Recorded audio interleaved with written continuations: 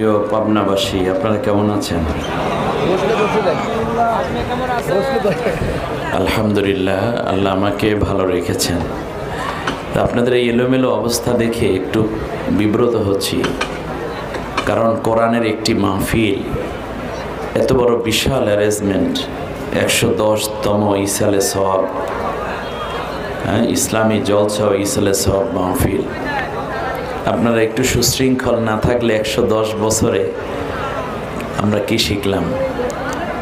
কোরআনের আলোচনা যখন হবে তখন ধৈর্য সহকারে বসার নির্দেশ আমার না, আল্লাহ নিজের। কার নির্দেশ? আল্লাহ তাআলার নির্দেশ। ফাইযা কুরিয়াল কুরআনু ফাসতামিউ লাহু ওয়া আনসিতু লাআল্লাকুম তুরহামুন। যখন কোরআন পড়া হয় কিংবা কোরআন পড়িয়ে শোনানো হয়, তখন তোমরা মন দিয়ে আমার কোরআন শুনবে এবং চুপ থাকবে। আমি পুরো রাস্তা জুড়ে দেখলাম বাজার ঘাটে ভরপুর, দোকানদারের সামনে লোকজন অনেক বেশি, দোকানে দোকানে যারা কথা বলছেন, আর এই দিকে বক্তা কোরআনের কথা বলছেন। তাহলে আল্লাহর কথা তো আপনারা মানতে পারলেন না। কমপক্ষে আমার এই সেশনে তো কোরআনের কথা মানলে আগেরগুলো হয়তো আল্লাহ মাফ করে দিবেন, ঠিক না?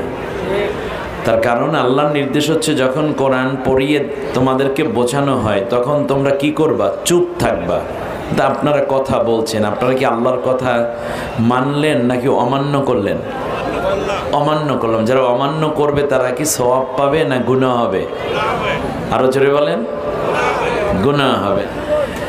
তাহলে আমাদের উচিত হচ্ছে চুপ থাকা এবং মন দিয়ে কথাগুলো শ্রবণ করা। যদি এই দুইটা কাজ আমরা করতে পারি, আল্লাহ তাআলা বলছেন লাআল্লাকুম তুরহামুন, তাহলে তোমরা সবাই গুনাহ মাফ করে দেব আমি আল্লাহ সবাইকে, আর তোমাদেরকে রহমত দিয়ে বাড়িতে পাঠিয়ে দেব। তা আমরা রহমত নিতে এসে কিন্তু রহমত পাচ্ছি না, তার কারণ কোরআনের সাথে আমরা ওই মানের আচরণটুকু করছি না। আল্লাহ বললেন রহমত দেব, আর নবীজি বললেন যে ব্যক্তি এভাবে ধৈর্য সহকারে বসবে কোরআনের মাজলিসে, তার জন্য যাওয়ার সময় আল্লাহ রাব্বুল আলামিন হাজ্জাতান ও উমরাতান তাম্মাতান তাম্মাতান তাম্মা, 3 বার নবী বলেছেন যে একটা পূর্ণ হজ আর একটি পূর্ণ উমরার সওয়াব বক্তা এবং শ্রোতা সকলের আমলনামায় আল্লাহ দান করে দিবেন। দেখেন, এত বড় নিয়ামত থেকে আমরা মাহরুম হয়ে গেলাম। এখন আপনাদের কাছে জানতে চাই, এই মাহরুম যে হয়েছি, যে করেছে, তার নাম কি হতে পারে বলেন দেখি? ইবলিস, শয়তান, রাইট? আল্লাহ তাআলা ওই ব্যাপারেও কোরআনে কথা বলেছেন। ওমাই ইয়াশু আন যিকরির রহমানি নুকাইয়িদ লাহু শাইতানান ফাহুয়া লাহু করিন। যারা আমার কোরআনের আলোচনা, কোরআনের আন্দোলন, কোরআনের আহ্বান, কোরআনের বিধিবিধান, কোরআনের তিলাওয়াত, এই দিক থেকে যারা অন্য দিকে ঘাড় ফিরিয়ে নিয়ে যাবে, আমি আল্লাহ তাদের জন্য একটা শয়তানকে সাথী বানাই দিই। নুকাইয়িদ লাহু শাইতানান ফাহুয়া লাহু করিন। আর এই শয়তান তার গাইড হয়ে যায়, শয়তান তার অভিভাবক হয়ে যায়, শয়তান তার বন্ধু হয়ে যায়। আপনারা বলেন তো দেখি, শয়তান যদি কারো বন্ধু হয়, সে তাকে হেদায়েত দেবে না গোমরা করবে? জান্নাতের দিকে নিবে না জাহান্নামের দিকে নিবে? এই কথাটাই আল্লাহ বলছেন, ফায়াদিল্লুনাহুম আনিস সাবিলি ওয়া ইয়াহসাবুনা আন্নাহুম মুহতাদুন। এরপর আমার বান্দা বান্দীদেরকে এই শয়তান ঘুরাইতে থাকে। বলেন তো দেখি, রাস্তায় রাস্তায় যারা ঘুরছে, এরা কি ঘোরে না ঘুরায়? না, ভালো করে জবাব দিতে হবে। ঘুরায়। তাদেরকে কি করে? ঘুরায়। কে ঘুরায়? জোরে বলেন। শয়তান তাদেরকে ঘুরায়। আর সে ওয়াহসাবুনা আন্নাহুম মুহতাদুন, আর সে মনে মনে ভাবে আমি তো হেদায়েতের উপরেই আছি। এই যে কোরআনের সাথে যারা নাই, তারা যদি চিন্তা করে আমি হেদায়েতের উপরে আছি, এই চিন্তাটা তার মাথার ভিতর ঢুকাই রাখছে কে? শয়তান। শুধু তাই না, আসছিলেন কোরআন শুনে মোমেন হতে, কিন্তু যাওয়ার সময় যাচ্ছেন জালেম হয়ে। আল্লাহ তাআলা বলছেন, ওমান আযলামু মিম্মান যুক্কিরা বিআয়াতি রাব্বি ফাআরাদা আনহা ওই ব্যক্তির চেয়ে বড় জালেম আর কে আছে এই দুনিয়ায়, যার সামনে কোরআন দিয়ে বোঝানো হচ্ছে আর সে বাইরে বাইরে ঘোরাফেরা করতেছে। আরে ভাই, এই দোকান তো কালকেও থাকবে। আপনার জীবনে বহুবার এই দোকানের কুরকুরি খেতে পারবেন, আঙ্গুর খেতে পারবেন, মোয়া খেতে পারবেন, চা খেতে পারবেন, সেমাই খেতে পারবেন, কিন্তু আপনি কোরআনের মাহফিল তো পাবেন না। হতে পারে এটা আপনার জীবনের শেষ মাহফিল। আসুন না কিছুটা সময়ের জন্য আমরা কোরআনের পাশে বসে যাই। আল্লাহ কবুল করুন, বলেন আমিন। আর কোনো কথা নাই, সবাই ধৈর্য সহকারে কোরআনের পাশে, কোরআনের সাথে থাকার নিয়ত করি, বলি আল্লাহ তৌফিক দিন, বলুন আমিন। আলহামদুলিল্লাহ আলহামদুলিল্লাহিল্লাযী হাদানা লিহাযা وما كنا لنهتدي لولا أن هدانا الله والصلاة والسلام على رسول الله من لا نبي بعده وعلى آله وأصحابه أجمعين. فقد قال الله تبارك وتعالى في شان حبيبه آمرا ومخبرا أعوذ بالله من الشيطان الرجيم. জবান খুলুন, মন উজাড় করে প্রাণ ভরে সকলে আল্লাহ তাআলার কোরআন পড়ুন। কোরআন পড়লে গুনাহ হয় না, সওয়াব হয়? দেখি তো অপারেটর কোথায়, আর একটু উঁচু করে দিলে আমার জন্য ভালো হবে। এই পৃথিবীতে সওয়াবের একমাত্র কিতাবের নাম কোরআন। আপনি কোনো পীরের বই পড়তে পারেন, অসুবিধা নেই, আমি মানা করব না, কারণ আমিও পীরের মুরিদ। পীরের বই পড়ার অভ্যাস আমার আছে। আপনি ফাজাইলে আমল পড়তে পারেন, কোনো অসুবিধা নেই। আমি পড়ি, আমি 3 চিল্লার সাথে একসাথে 3 চিল্লা দিয়ে দিছি, এটা আমার দেখা আছে। বুখারী শরীফ আপনি কোরআন বোঝার জন্য, ইমানের জন্য পড়তে হবে। সিয়াসিতে হাদিস আপনার জানা দরকার, কিন্তু ওইগুলো পড়লে প্রত্যেক অক্ষরে অক্ষরে নেকি হবে এই কথা কোথাও নাই। একটি মাত্র কিতাব যা পড়লে প্রত্যেক অক্ষরে 10টা করে নেকি, যার নাম কোরআন। সুবহানাল্লাহ। তা ফাজাইলে আমল তো এই কিতাব। ফাজাইলে আমলের কিতাবের নাম কি? জোরে বলেন না। এইটাই হলো ফজিলতের কিতাব। আমরা কোরআনকে ছেড়ে দিয়ে অন্য কোন স্টাইলে হেদায়েত তালাশ করলে হেদায়েত পাবো না, সওয়াব তালাশ করলে সওয়াব পাবো না। সেই কোরআনের তিলাওয়াত হচ্ছে মন উজাড় করে, মক্তবের ছাত্রের মতো করে। আবার আমরা এই উলাট সিদ্দিকিয়া ফাজেল মাদ্রাসায় ছাত্রের মতো হয়ে গেলাম। আল্লাহ যেন কবুল করেন, বলেন আমিন। ছাত্রদের কোনো গুনাহ নাই, সুবহানাল্লাহ। মন উজাড় করে পড়ি। আউযু বিল্লাহি মিনাশ শাইতানির রাজীম। বিসমিল্লাহির রাহমানির রাহিম। ইন্নাল্লাহা ওয়া মালাইকাতাহু يصلون على النبي يا أيها الذين آمنوا صلوا عليه وسلموا تسليما اللهم صل على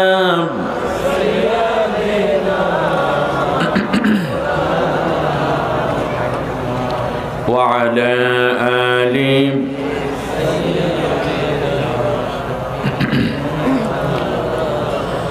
এ দুনিয়া পড়ে রবে, আমি একদিন থাকব না, সবাই আমায় ভুলে যাবে নবী, আপনি আমায় ভুলবেন না। আল্লাহুম্মা মোহাব্বতে মাওলানা মুহাম্মদ ওয়া আলা আলি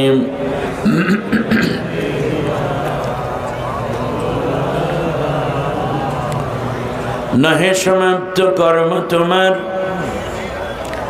নহে সমাপ্ত কর্ম তোমার, অবসর কথা বিশ্রামের, উজ্জ্বল হয়ে ফোটেনি আজিও সুবিমল জ্যোতি ইসলামের। বালাগাল উলা বিকামালিহি কাশাফাদ দুজা বিজামালিহি, حسنت جميع خصاله صلوا عليه وآله।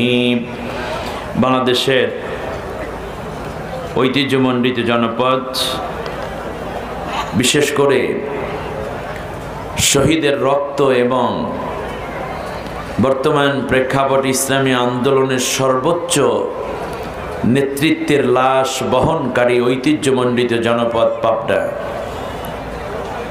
এই পাবনার, এটা কোন উপজেলা? সুজানগর উপজেলার ঐতিহ্যবাহী উলট সিদ্দিকিয়া ফাজেল মাদ্রাসা প্রাঙ্গণে 110তম বার্ষিক ইসলামী জলসা ও ইসালে সওয়াব এই মাহফিলের এ অধিবেশন, স্বনামধন্য সভাপতি উলাট সিদ্দিকিয়া ফাজেল মাদ্রাসার সম্মানিত প্রিন্সিপাল, বিশিষ্ট আলিমী দ্বীন, হাজার আলেম গড়ার কারিগর হযরতুল আল্লাহ মাওলানা মোহাম্মদ শফিউল আলম সাহেব, কোরআনের জন্য আল্লাহ তাকে সুস্থতা এবং দীর্ঘ নেক হায়াত দিন বলি আমিন।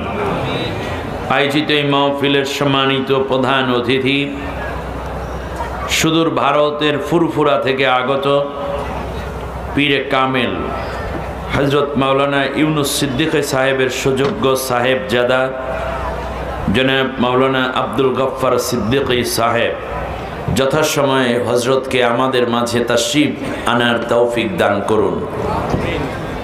সম্মানিত উলামায়ে কেরাম, বিশেষ করে মঞ্চে উপবিষ্ট অত্র এলাকার স্বনামধন্য আসাতিজায়ে কেরাম, খুতাবা এবং হুফাজে কেরাম, আইবে মাসাজিদ, আমার আগে আগে যারা কথা বলেছেন, জনাব মাওলানা হাবিবুর রহমান, মাওলানা তাহির বিন মেহের সাহেব, আমার অত্যন্ত আদরের, আপনাদের এলাকার মধ্যে যার অনেকগুলো প্রোগ্রাম আপনারা মাঝে মধ্যেই তাকে পেয়ে থাকেন, জনাব হাফেজ মাওলানা মোহাম্মদ রশিদুল ইসলাম রাইফি সহ যারাই কথা বলেছেন, সকলের নেক কথাগুলো আল্লাহ তাআলা কবুল করুন। যে কথাগুলো ভুল ছিল আল্লাহ তাআলা তা আমাদের হৃদয় থেকে মুছে দেওয়ার সুযোগ করে দিন। বিশেষ মেহমান হিসেবে মাওলানা জনাব মোহাম্মদ আব্দুল হালিম সাজ্জাদ, বিশিষ্ট শিল্পপতি, জনাব অধ্যাপক এ.কে.এম. শেহাবুদ্দিন সহ অনেকে, বিশেষ করে শেহাবুদ্দিন সাহেব আমিরের জামাত, হেসাবউদ্দিন সাহেব, উনি আছেন ওই হেসাবউদ্দিন সাহেব পাড়া জামাত ইসলামীর সুজানগর উপজেলার সম্মানিত আমির। আল্লাহ তাআলা কোরআনের ময়দানে আরও বেশি বাস্তব পরিবেশ পরিস্থিতি বিবেচনা করে যেন দাওয়াত এবং একামতে দ্বীনের কাজকে আরও বুলন্দ করতে পারেন, সে যোগ্যতা, হিম্মত, তৌফিক দান করুন। আমার সামনে সমবেত মুরব্বিয়ানে করম, শ্রোতা মণ্ডলী, ভাই বোন, অন্য ধর্মাবলম্বী যারা রয়েছেন, সকলের প্রতি আন্তরিক মোবারকবাদ জানিয়ে আমি আপনাদের উদ্দেশ্যে সকলকে নিয়ে যা করতে চাই তা হচ্ছে আল্লাহ শুকরিয়া আদায়। তার কারণ একটু আগে হেসাবউদ্দিন সাহেবের নাম উচ্চারণ করে জামাত ইসলামীর আমির বলেছি 5 আগস্টের আগে নাম নেয়া তো দূরের কথা, হেসাবউদ্দিন কোথাও আসলে মাহফিল শোনার আগে তিনি গ্রেপ্তার মোবারক হয়ে যেতেন, ঠিক না বলেন? হ্যাঁ, এই মহা কঠিন এবং প্রতিকূল পরিবেশকে ঘুরিয়ে যে আল্লাহ শ্রেষ্ঠতম একটি অনুকূল পরিবেশ দান করলেন এবং কোরআনের ময়দানে আজ উন্মুক্তভাবে বসা এবং কথা বলা ও শোনার তৌফিক দিলেন, মহান মালিকের দরবারে প্রথমে আমরা অবনত চিত্তে হৃদয়ের সমস্ত আবেগ এবং ভক্তি নিবেদন করে পড়ছি আলহামদুলিল্লাহ। রাসূল আকরাম সাল্লাল্লাহু তাআলা আলাইহি ওয়াসাল্লামের নামে লাখো সালাম দুরূদ পেশ করে আমরা সবাই পড়ি সাল্লাল্লাহু আলাইহি ওয়াসাল্লাম। সম্মানিত ভাইরা, আজ বৃহস্পতিবার দিবাগত জুমার রাত, তাই না? 110তম ইসালে সওয়াব মাহফিল। আমি সব বিবেচনা করে চিন্তা করেছি যে সূরাটির মধ্যে 110টি আয়াত আছে, আমি ওই সূরা থেকেই কথা বলবো, যাতে করে এই 110-এর সাথে যেন আজকের এই স্মৃতিটা একাকার হয়ে থাকে। সব মিলে কোরআনের মধ্যে একটি সূরা আছে যে সূরাটির মধ্যে 110টি আয়াত আছে, আর সেই সূরাটির নাম হচ্ছে সূরাতুল কাহাফ। সূরার নাম কি? সূরাতুল কাহাফ। আল্লাহর নবী বলেছেন,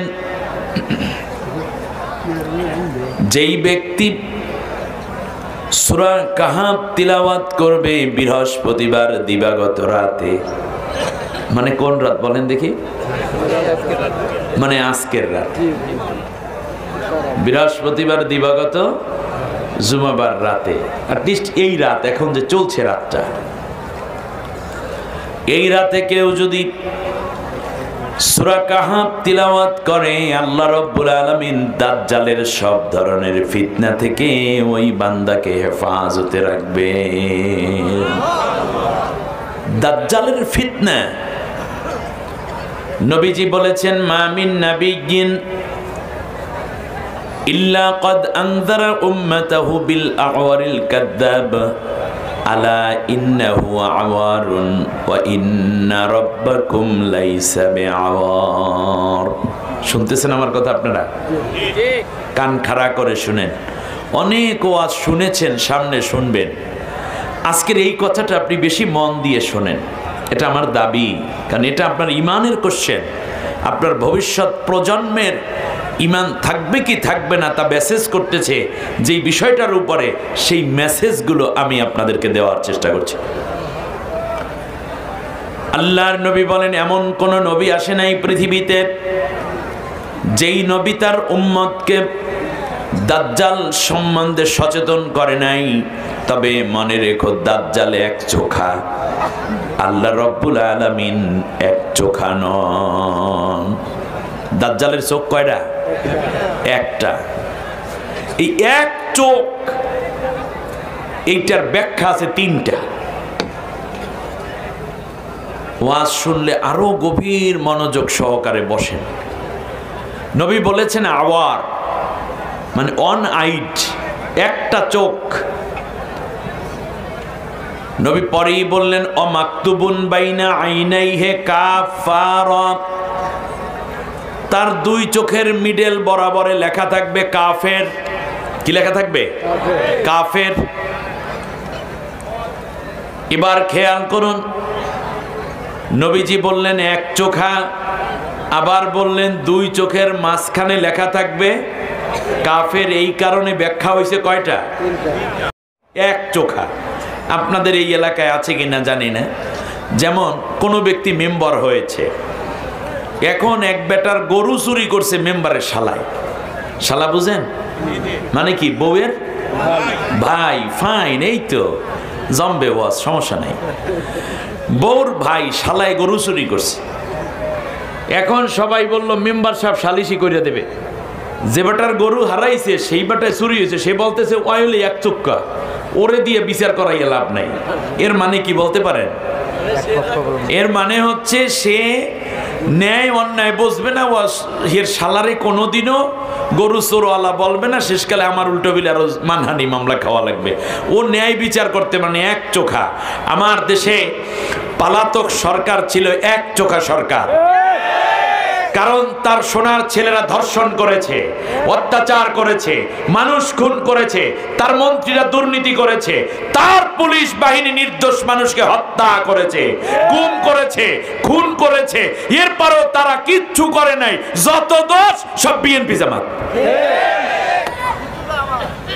এইটা একটা দাজ্জাল সরকার ছিল। কথা বলেন না কেন? এটা কি সরকার? আপনার দুইজন স্ত্রী থাকতেই পারে, কিন্তু আপনি যদি এক স্ত্রীর প্রতি বেশি ঝুঁকে পড়েন আর এক স্ত্রীর খবর নাই, তাহলে আপনি দাজ্জাল, কারণ আপনি এক চোখা। এইটাই ছিল বৈষম্য। এটা বিরোধিতা করে সাম্য আনা হয়েছে। সুবহানাল্লাহ বলেন। আমেরিকা পুরোটাই এক চোখা দাজ্জাল। তার কারণ ইসরায়েল প্রতিনিয়ত ফিলিস্তিনের নির্দোষ, নিরস্ত্র, অসহায় নারী, শিশু, যুবক, বৃদ্ধ, বৃদ্ধার উপরে বোম নিক্ষেপ করছে, রকেট হামলা করছে, অস্ত্র দিয়ে মানুষগুলোকে খুঁচিয়ে খুঁচিয়ে হত্যা করছে, জীবন্ত কবর দেওয়ার ইতিহাস পর্যন্ত তারা করছে, হাসপাতালে হামলা করছে। অথচ আমেরিকা বলছে ইসরায়েলের কোনো দোষ নাই, সোনার ছেলে। এর মানে এই ক্ষেত্রে আমেরিকা একটা দাজ্জাল, ভারত একটা দাজ্জাল। বাংলাদেশে বিগতটা বছর পর্যন্ত একটা নির্বাচন সুষ্ঠু হয়নি। আমার দেশের হাজার হাজার কোটি টাকা বাণিজ্য ঘাটতি রয়ে গেল। সীমান্তে প্রতিদিন মানুষ হত্যা করা হচ্ছে, আমার দেশের সম্পদ লুটপাট করে নিয়ে যাওয়া হচ্ছে, আমার দেশের রয়ের এজেন্ট ঢুকিয়ে দেয়া হলো, আমার দেশে ওই গত নির্বাচনের পরপরই এই যে রাজবাড়িতে একসাথে দুই ভাইকে হত্যা করলো। এমনকি গত এই যে চট্টগ্রামে কয়দিন আগে আমাদের এক ভাই, নাম ছিল সাইফুল ইসলাম আলিফ, যাকে 26 তারিখে, গত নভেম্বরের 26 তারিখে কুপিয়েছে প্রথমে ইসকনের সদস্যরা, তারপরে তাকে ধরে নিয়ে 2 রোডের চিপাতের মাঝখানে শুয়ে দিয়ে তার পিঠের নিচে এবং ঘাড়ের নিচে, মাথার নিচে এভাবে উঁচু কাঠ দিয়ে, তারপর ছুরি দিয়ে, ধারালো অস্ত্র দিয়ে জবাই করে হত্যা করেছে। এই ইসকনের পক্ষ নিয়ে রেখেছে ভারত। শুধু তাই না, বাংলাদেশেও কিছু কানা হিন্দু ভাইয়েরা, বোনেরা এখনো ইসকনের পক্ষে কথা বলছে। এগুলো দাজ্জাল।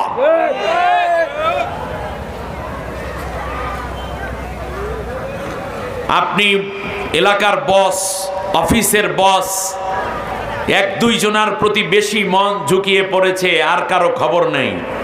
উনি অনুপস্থিত থাকলেও বেতন ঠিক মতো পায়, আর একজনে 1 মিনিট দেরি করলে লালবাতি। আপনি একটা দাজ্জাল। যেই বাবা তার মেয়েকে ঠকাইয়া ছেলেকে সম্পত্তি লেখি দিয়ে গেছে, এটা একটা দাজ্জাল পিতা।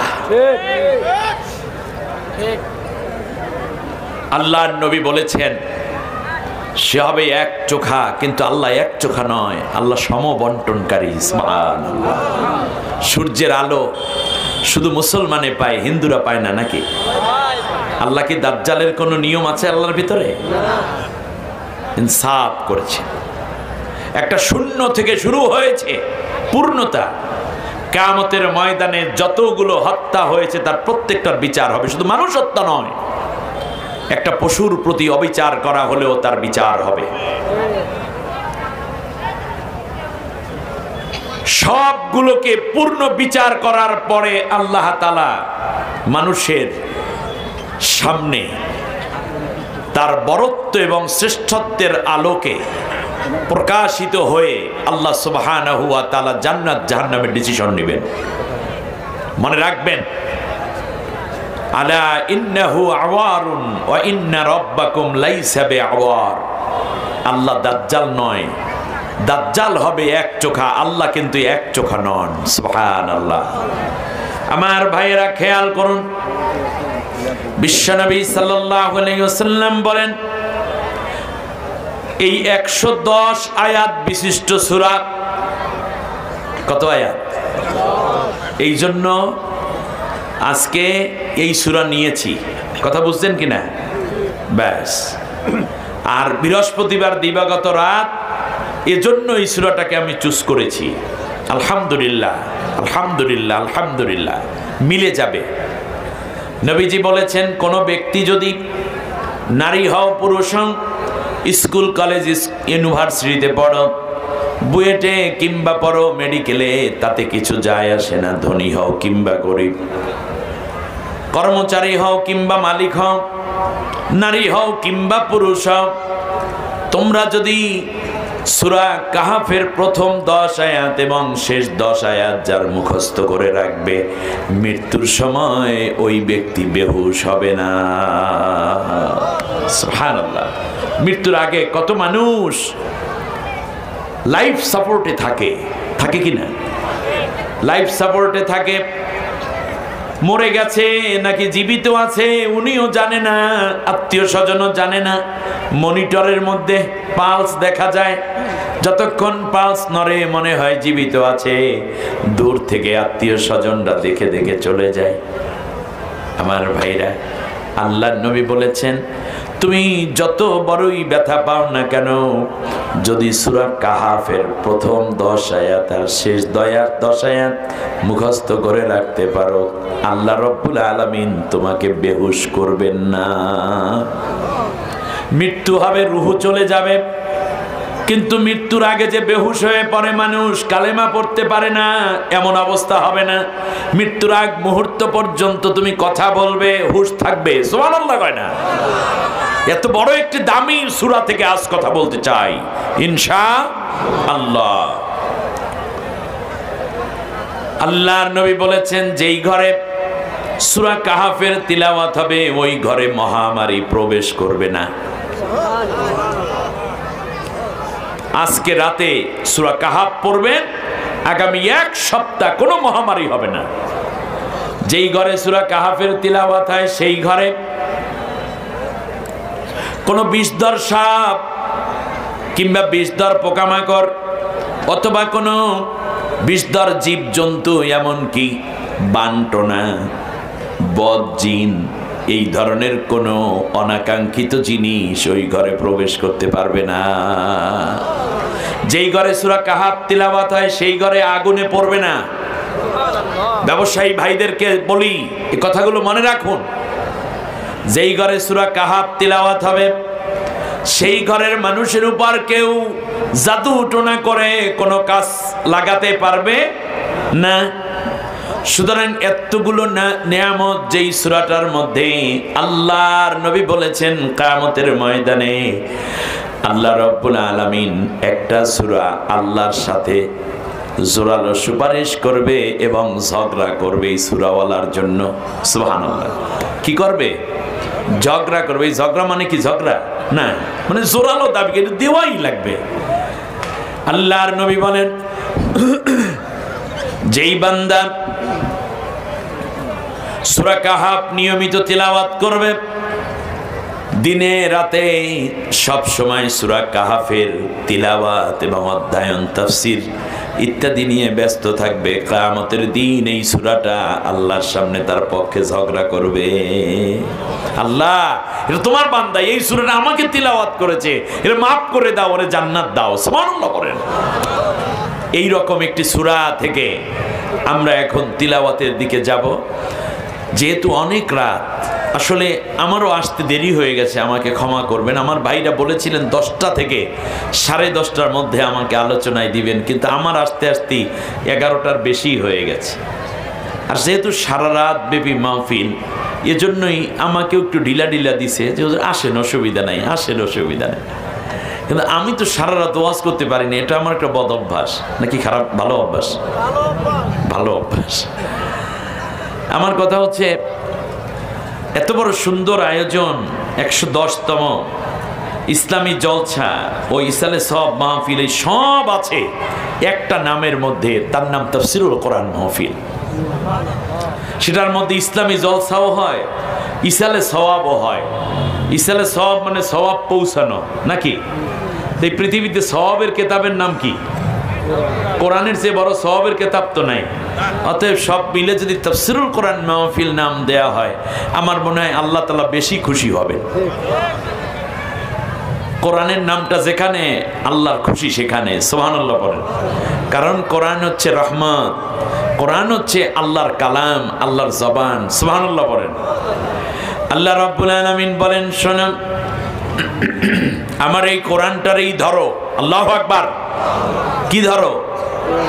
আল্লাহ তাআলা কোরআন নাজিল করলেন, এই ধরেন একটা রশি, ঠিক না? একটা রশি না? বাস, আল্লাহ তাআলা এই রশিটা ছেড়েছেন আরশ থেকে, লাউহে মাহফুজ থেকে ছেড়ে দুনিয়াবাসীকে বললেন, ওয়া'তাসিমু বিহাবলিল্লাহি জামিআন ওয়া লা তাফাররাকু। ও দুনিয়ার মানুষ, ইমানদার নারী পুরুষ যে যেখানে আছো, সবাই মিলে আমার এই রশিটারে ধরো। হাবলুল্লাহ, ওয়া'তাসিমু বিহাবলিল্লাহি জামিআ, সবাই মিলে ধরে। হাবলুল্লাহ আয় আল কোরআন। বলেন হাবলুল্লাহ অর্থ কি? আল কোরআন। দুনিয়ার সব মুফাসসির এক কথা লিখেছে। আল্লাহ তাআলা বলেন আমার এই রশিটা ধরো। এখন আল্লাহ রাব্বুল আলামিন কোথায়? নিচের দিকে না উপরে? জোরে বলেন না। আরশে আল্লাহ উপরে। জান্নাত কি নিচের দিকে না উপরের দিকে? উপরে, রাইট। আসমান উপরে। এখন উপর থেকে কোনো জিনিস যদি নিচের দিকে ছেড়ে দেয়, এটাকে আরবিতে বলে নুজুল। আরবিতে কি বলে? বৃষ্টি উপর থেকে নিচে পড়ে, এই জন্য আনজালা মিনাস সামাই মাআ, আমি আসমান থেকে কি পাঠাই? পানি বর্ষণ করে নিচে পাঠাই। আর কোরআনের ব্যাপারেও আল্লাহ তাআলা বলছেন নাজ্জালাল কোরআনা, কখনো বলছেন তানজিলা, কখনো বলেছেন ইন্না আনজালনাহু ফি লাইলাতিল কদর। তাহলে বোঝা যায় কোরআনও নাজিল হয়েছে কোন দিক থেকে? উপর দিক থেকে। তাহলে আল্লাহ বললেন একটা রশি আমি নিক্ষেপ করেছি। তাহলে এই রশির এক মাথা আল্লাহর হাতে। জোরে বলেন কার হাতে? আল্লাহর হাতে। আর নিচে আল্লাহ রশি ছেড়ে বললেন এই রশিটা তোমরা সবাই ধরো শক্ত করে, মানে কোরআনটাকে ধরো। সুবহানাল্লাহ বলেন। কোরআনটাকে যদি শক্ত করে সবাই ধরো, লাভটা কি হবে? ফাকাদ ইসতামসাকা বিল উরওয়াতিল উফকা লান ফিসামা লাহা আল্লাহু সামিউন আলিম। আমি আল্লাহ বললাম শক্ত করে আমার রশিটারে ধরো। উপর থেকে যেই রশিটা আমি ছেড়ে দিয়েছি, আমি আল্লাহ দেখতে থাকি কোন বান্দা কোন বান্দি আমার রশিটাকে ধরে। সামিউন আলিম, আমি জ্ঞানী এবং আমি দেখতেছি, আমার বুদ্ধি বিবেচনা আছে কে আমার রশি ধরছে আর কে রশি সারা বাইরে বাইরে চলে। সুবহানাল্লাহ বলবেন না? যারাই আমার রশিটাকে ধরল, আমার হাত থেকে আমার বান্দাকে আর কেউ কোনোদিন সিনাইয়া জাহান্নামী বানাতে পারবে না, পথভ্রষ্ট করতে পারবে না। অতএব আল্লাহর কোরআনটাকে ধরার জন্য অর্ডার করছেন কে? তাহলে আমরা কোরআনটাকেই ধরি। তাহলে আমরা সরাসরি আল্লাহর রশি ধরলাম। এই রশি দুনিয়ায় এক প্রান্ত, আর ওই রশির মাথায় ধরে বসে আছেন কে? সুবহানাল্লাহ বলবেন না? এখন আল্লাহ বললেন যে আমার হাত থেকে কেউ তোমাকে আর ছিনাইয়া নিতে পারবে না, এক টানে আমি জান্নাতে নিয়ে আসবো। আল্লাহু আকবার। শয়তান চিন্তা করলো আল্লাহ তুমি রশি ফেলাইছো কোরআন, আমারও কিছু রশি আমি ফালাবো। এখন বলেন দেখি, মানুষেরা যেই রশি ফালাবে সেই রশি কি উপর থেকে না নিচ থেকে? এই রশি কি উপরের দিকে টানবে না নিচের দিকে টানবে?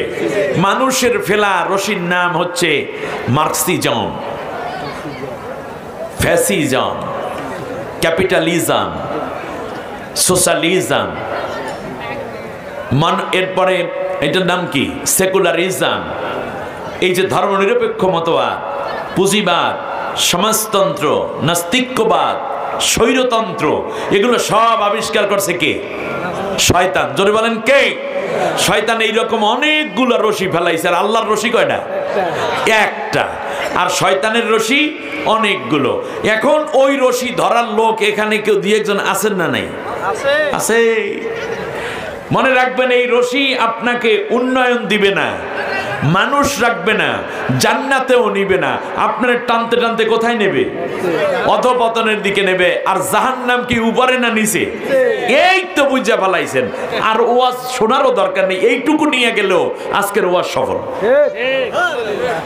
যারা আল্লাহর রশি বাঁধে, অন্য রশি গুলো ধরেছে, সবগুলো জাহান্নামী, নাম যাই হোক। যদি রশিটা কোরআনেরটা ধরতে পারেন তাহলে আপনি মুক্ত, আপনি জান্নাতি। সুবহানাল্লাহ। আল্লাহ রাব্বুল আলামিন এর জন্য বলেছেন, ভয় দূর করে দিয়েছেন কে? আল্লাহ। আল্লাহ রাব্বুল আলামিন বলেন, শোনো, অপরদিকে ওয়াল্লাযীনা কাফারু ওয়া কাযযাবু বিআয়াতিনা উলাইকা আসহাবুন নারি হুম ফিহা খালিদুন। আর যারাই আমার এই কোরআনকে বাদ দিয়া মিথ্যা প্রতিপন্ন করে, অস্বীকার করে অন্য মত, অন্য আদর্শ, অন্য চিন্তা, অন্য বিধান, অন্য আইডিওলজি, অন্য ইজমকে গ্রহণ করবা, আমি আল্লাহ বলে দিলাম তারাই হলো ক্ষতিগ্রস্ত, তারাই হলো জাহান্নামী। কোনোদিন তারা আর জান্নাতে আসতে পারবে না। বক্তব্য কার? সূরার নাম বাকারা, আয়াত নম্বর 38, 39, দুইটা আয়াত পরপর দুইভাবে আল্লাহ বলেছেন কোরআনের পক্ষের লোক, কোরআনের বিপক্ষে যারা, এরা কোনোদিন জান্নাতে যেতে পারবে না বলে আল্লাহ আবার এটাকে আরো বেশি শক্তিশালী করেছেন অন্য আয়াত দ্বারা। ওয়ালা ইয়াদখুলুনাল জান্নাতা হাত্তা ইয়ালিজাল জামালু ফি সাম্মিল খিয়াত। একটা সুইয়ের ছিদ্রি দিয়া উট প্রবেশ করা যেমন অসম্ভব, আমার কোরআন দ্বারা ছেড়ে দিয়ে অন্য রশি যারা ধরছো, জান্নাতে প্রবেশ করা তাদের জন্য তেমনই অসম্ভব। একটা সুইয়ের ছিদ্রি দিয়ে উট প্রবেশ করতে পারবে কোনোদিনও? পারবে না। ঠিক তেমনই যারা কোরআনের আন্দোলন, কোরআনের বিধান, কোরআনের আইন কানুন, কোরআন কেন্দ্রিক জীবন বাদ দিয়ে অন্য কিছুকে নিয়েছে, তারা জান্নাতে প্রবেশ করা তেমনই অসম্ভব। আমার কথা বুঝে আসছে আপনাদের? তাহলে কোরআনের পক্ষেই আমরা থাকবো। আল্লাহ কবুল করুন, বলেন আমিন। কোরআনের পক্ষে থাকলে আপনাদের ক্ষতি না লাভ? আল্লাহ নবী বলেছেন, আল কোরআনু হুজ্জাতুল লাকা আও আলাই। কোরআন তোমার পক্ষে কিংবা বিপক্ষে দলিল হবে। আপনারা কোরআনকে বিপক্ষে দলিল বানাবেন না পক্ষে দলিল বানাবেন? হ্যাঁ, পক্ষে।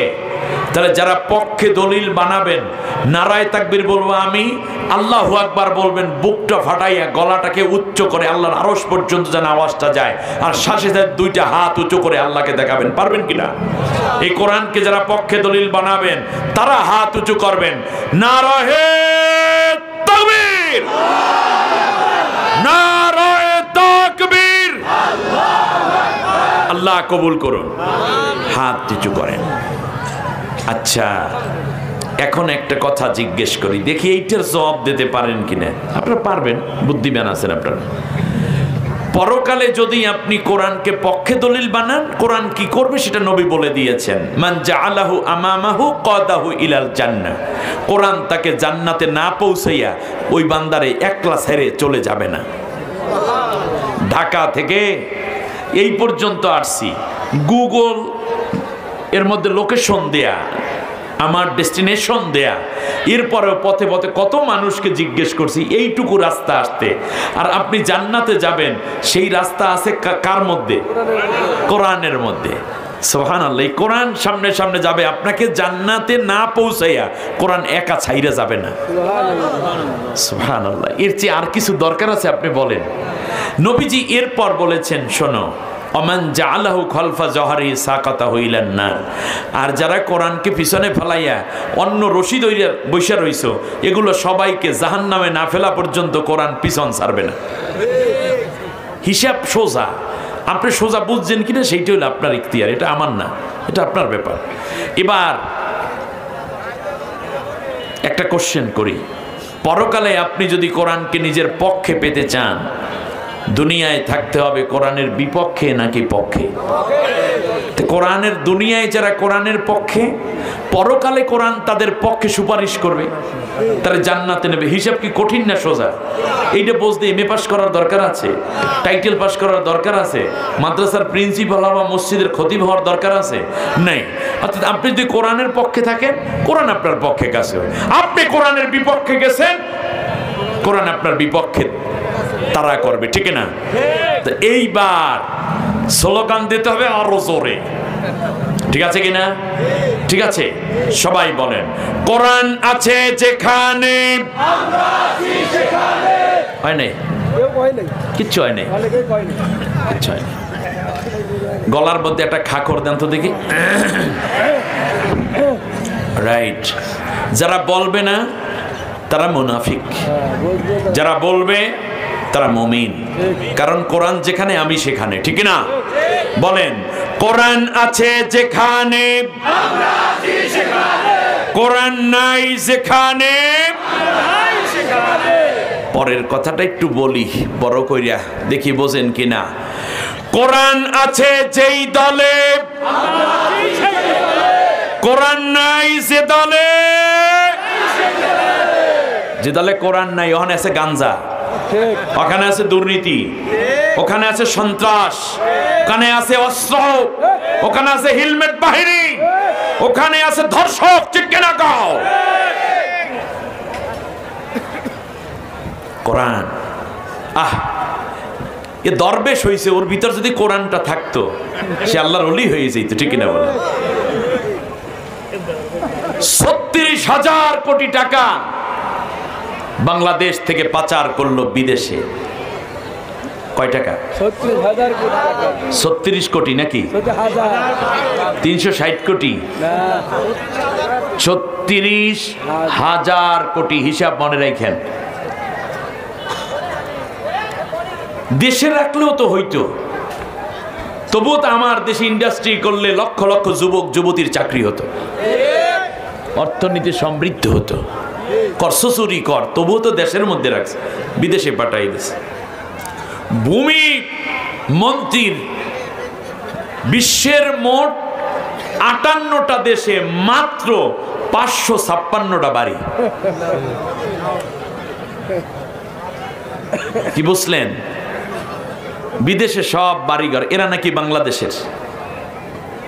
এতটা বছর শুনে আসছেন সবাই, ওনাদের মতের বাইরে গেলেই বলতো এটা পাকিস্তানের দালাল, বলতো কিনা?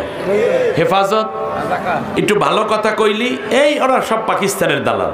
তবলিগ এমনি তো কিছু কয় না, তো দুই একটা কথা যদি মুরব্বীর একটু বললে ফেলাইতো সত্যের পক্ষে, এটা পাকিস্তানের দালাল। সর্বনাই পাকিস্তানের দালাল, কওমি পাকিস্তানের দালাল, জামাত ইসলামী পাকিস্তানের দালাল, বিএনপি পাকিস্তানের দালাল, মেরে পাকিস্তান। হ্যাঁ, এইরকম আমার উল্টোপাল্টাও কইতো। বেশ ভালো। 18টা বছর পর্যন্ত অত্যাচার করলো, মামলা, মিথ্যা মামলা দিছে না? আয়না ঘরে নিয়ে গুম করে জীবন থেকে জীবনী শক্তিটা বের করে ফেলেছে, ঠিক না বলেন? রিমান্ড দিছে না? এরপরে গুম করছে না? গুলি কইরা পাও ফাটাই ফেলাইছে না? চোখ তুলে ফেলেছে না? জানাজাও পড়তে দেন, এরকম পরিবেশ করে নাই? করেছে। কিন্তু এরপরেও আমার জিজ্ঞাসা, যাদেরকে রাজা এই মানে পাকিস্তানি দালাল বলা হলো, তাদের একজন মানুষ এই 18 বছরে পাকিস্তান যাই আশ্রয় নিছে? কথা বলেন না কেন? তাহলে বোঝা যায় বাংলাদেশে কোনো পাকিস্তানের দালাল নাই, কিন্তু ভারতের দালাল বাংলাদেশে আছে। কেমনে বুঝলেন?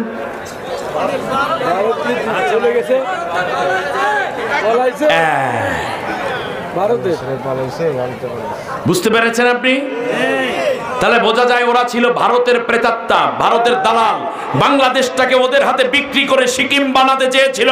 বাংলাদেশের তরুণ যুবক দামাল ছেলেরা, ছাত্র ছাত্রীরা নিজের জীবনকে বিপন্ন করে দিয়ে বাংলাদেশকে স্বাধীনতা সার্বভৌমত্ব রক্ষা করে মুসলমানদেরকে হেফাজত করার ব্যবস্থা করেছে।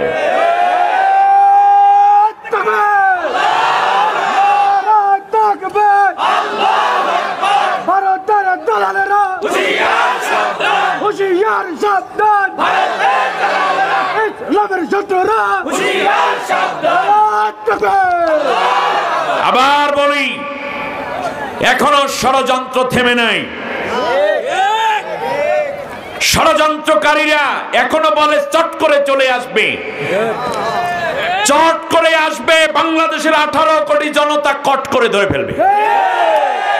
আসার দরকার নাই, কোথায় আছেন ঠিক মতো ঠিকানা দেন, পোলাপাইনে ধরে নিয়ে আসবেন। খুব দরকার তোমাদেরকে। প্রিয় ভাইরা আমার, প্রসঙ্গত বলছি, আজ বাংলাদেশের বর্তমান প্রেক্ষাপটে আমি একটি হাদিস আপনাদের খেদমতে আরজ করে যাই, কবে আবার আসব। যদি মরেও যাই, আমার এই কথাগুলো আপনারা আপনার সন্তানদের কাছে পৌঁছাই দিবেন।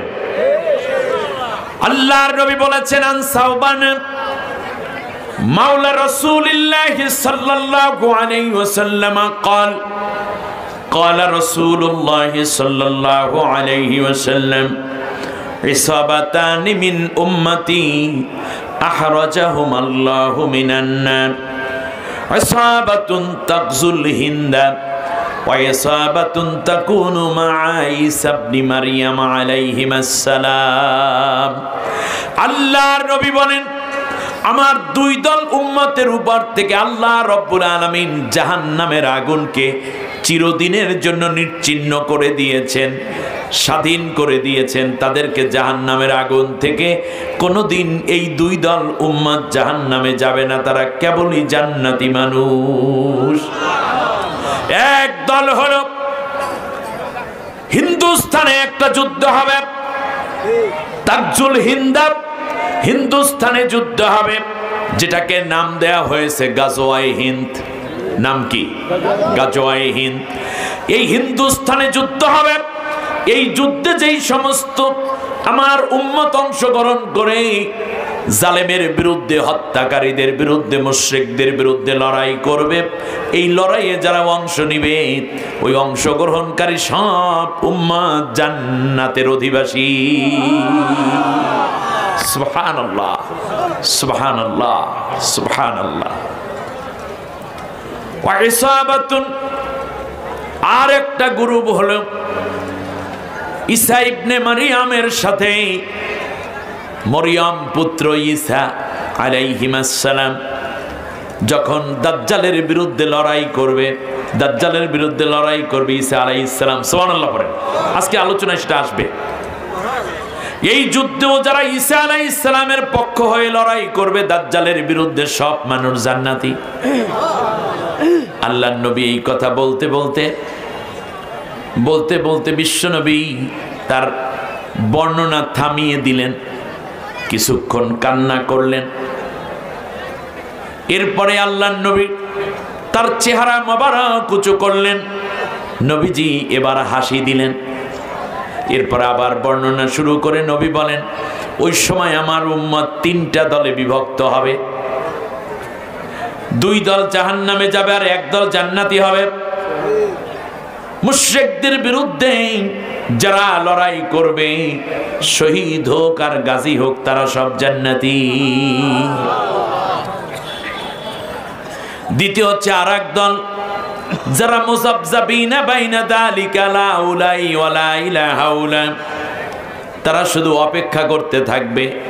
কেউ হয়তো খানকায় বসে, কেউ মসজিদে বসে, কেউ নিজের ঘরে বসে, কেউ এই রকম বিভিন্ন জায়গায় বসে অপেক্ষা করবে আর বলবে দেখি কি হয়, দেখি কি হয়।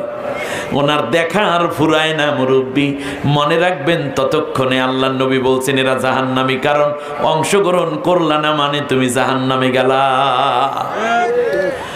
আর একটি গ্রুপ হবে, ভালো করে কান খাড়া করে শুনুন, আল্লাহর নবী বলেন আরেকটা গ্রুপ হবে বড় ভয়ঙ্কর। তারা হবে মুসলমান নাম, মোমেন নাম হবে, কিন্তু তারা এই যুদ্ধেতেও অংশ নেবি না, বরং মুশরিকদের পক্ষ অবলম্বন করবে। দাদা ছাড়া কিচ্ছু বুঝবে না। নেককার মুসলমানদেরকে ওরা হত্যা করবে, ধরে ধরে নিজেরা হত্যা করে বলবে দাদা আপনার দরকার নাই, আমরাই মাইরা ফেলাইছি। আবার কখনো কখনো বলবে কোনো চিন্তা নাই দাদা, ও দিদি তোমার কোনো চিন্তা নাই, কোনো অসুবিধা নাই, এই যে নেও 10 জনকে ধরছি, এরা তোমাদের বিরুদ্ধে লড়াই করে, এদেরকে নিয়ে যাও তোমার দেশে মাইরা ফেলাও। এদের ব্যাপারে আল্লাহর নবী বলেছেন লা তাকুমুস সাআতু হাত্তা তালহাকা কবাইলা মিন উম্মতি বিল মুশরিকিন ওয়া হাত্তা তা'বুদা কবাইলা মিন উম্মতি আল আসনাম। আল্লাহর নবী বলেন কিয়ামতের পূর্বে আমি এখনো দেখি নাই সাহাবীরা ওই দলটাকে, আমার এই উম্মতের মধ্য থেকে একটা দল এমন হবে যারা মুশরিকদের সাথে, মূর্তি পূজারীদের সাথে গলায় গলায় খাতিল পাতাইবে। তালহাকা, হ্যাঁ, একেবারে কি করবে, গলায় গলায় খাতিল। দাদা ছাড়া কিচ্ছু বোঝে না, পালাইতে ওখানেই যায়।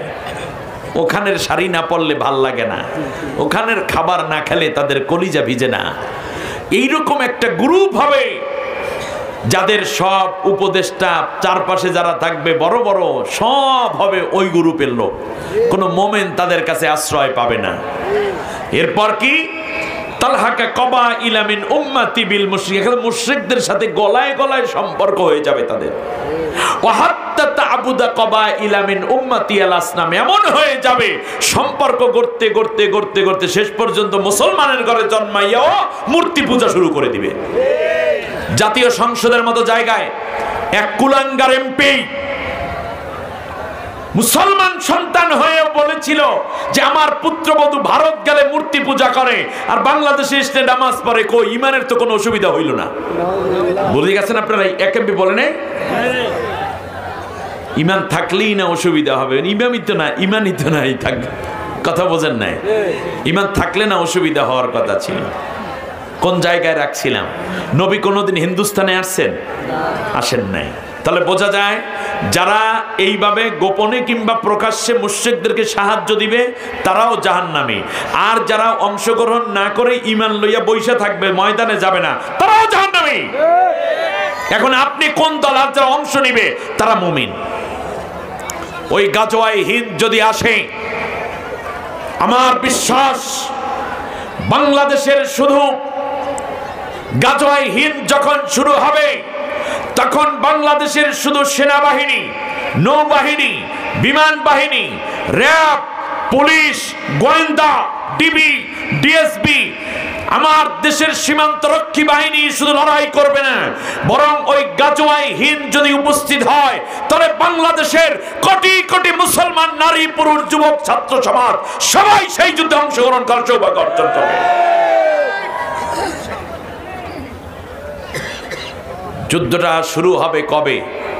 নবীজি বলেছেন খরাবুল হিন্দা মিনাস চীন। নবী চীনেও আসেন নাই, হিন্দুস্তানেও আসেন নাই, তো নবী বলেছেন চীন সর্বপ্রথম আক্রমণ করবে হিন্দুস্তানকে, শুরু করাই দেবে ওরা, বিজয় আনবে মুসলমানেরা। ফায়াতি মুলুকাল হিন্দা মুগাল্লালিন, এরপর ভারত ভেঙে একসময় টুকরা টুকরা হয়ে যাবে।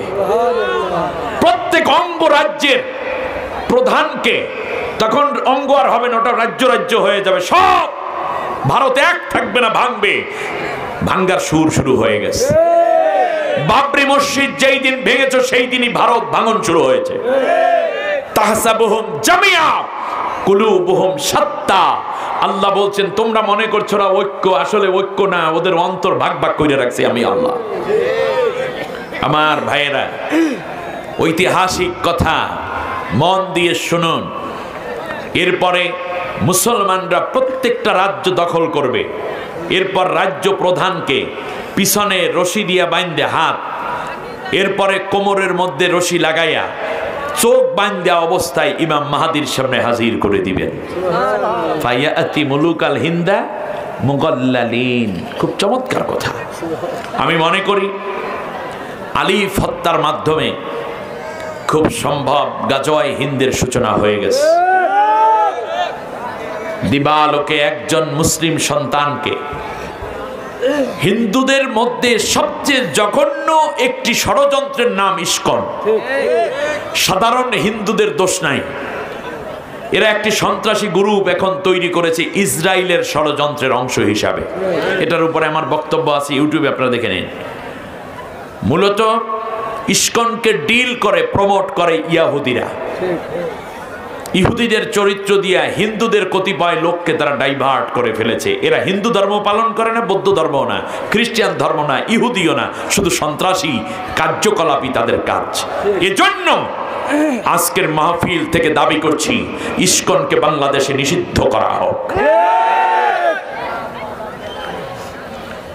বন্ধুরা আমার, যে কথাটা বলছিলাম, শেষ পর্যন্ত পলাইছে তো পলাইছে। যাওয়ার সময় কি সুন্দর সাদা দাড়ি রে, লম্বা লম্বা গো, এগুলো সবগুলা কামাইছে, মোসেরে কামাইছে। সাদা পাঞ্জাবি ছাইরা শার্ট পরছে, গেঞ্জি পরছে, সাদা চুলগুলারে কালো করছে, বাঁচতে চায়। কি করতে চায়? লিডাররা পায় না ভাত, আর তুমি এখানে সিঙ্গারা খাওয়ার স্বপ্ন দেখো। ও বাবু আবার আসবে, মাথা ঠিক আছে? এর মানে পিঠের মধ্যে শুল্কায় না কি? মার খেতে মন চায়? সোজা কথা কয়ে গেলাম, একজনও পালায় নেই, সবগুলো অ্যারেস্ট আছে, একটা একটা করে বাইর করিয়ে দেখাইবে প্রত্যেকদিন একজন একজন। যখন রিমান্ড দেয়া হলো, এক পর্যায়ে পুলিশ জিজ্ঞেস করলো, স্যার যা করার তো করছেন, দাড়িগুলা কামাইলেন কে? জিজ্ঞেস করলো, তোমাদের তো কোনো ইসলামী জ্ঞান নাই, কোরআন হাদিস কিচ্ছু জানো না তোমরা।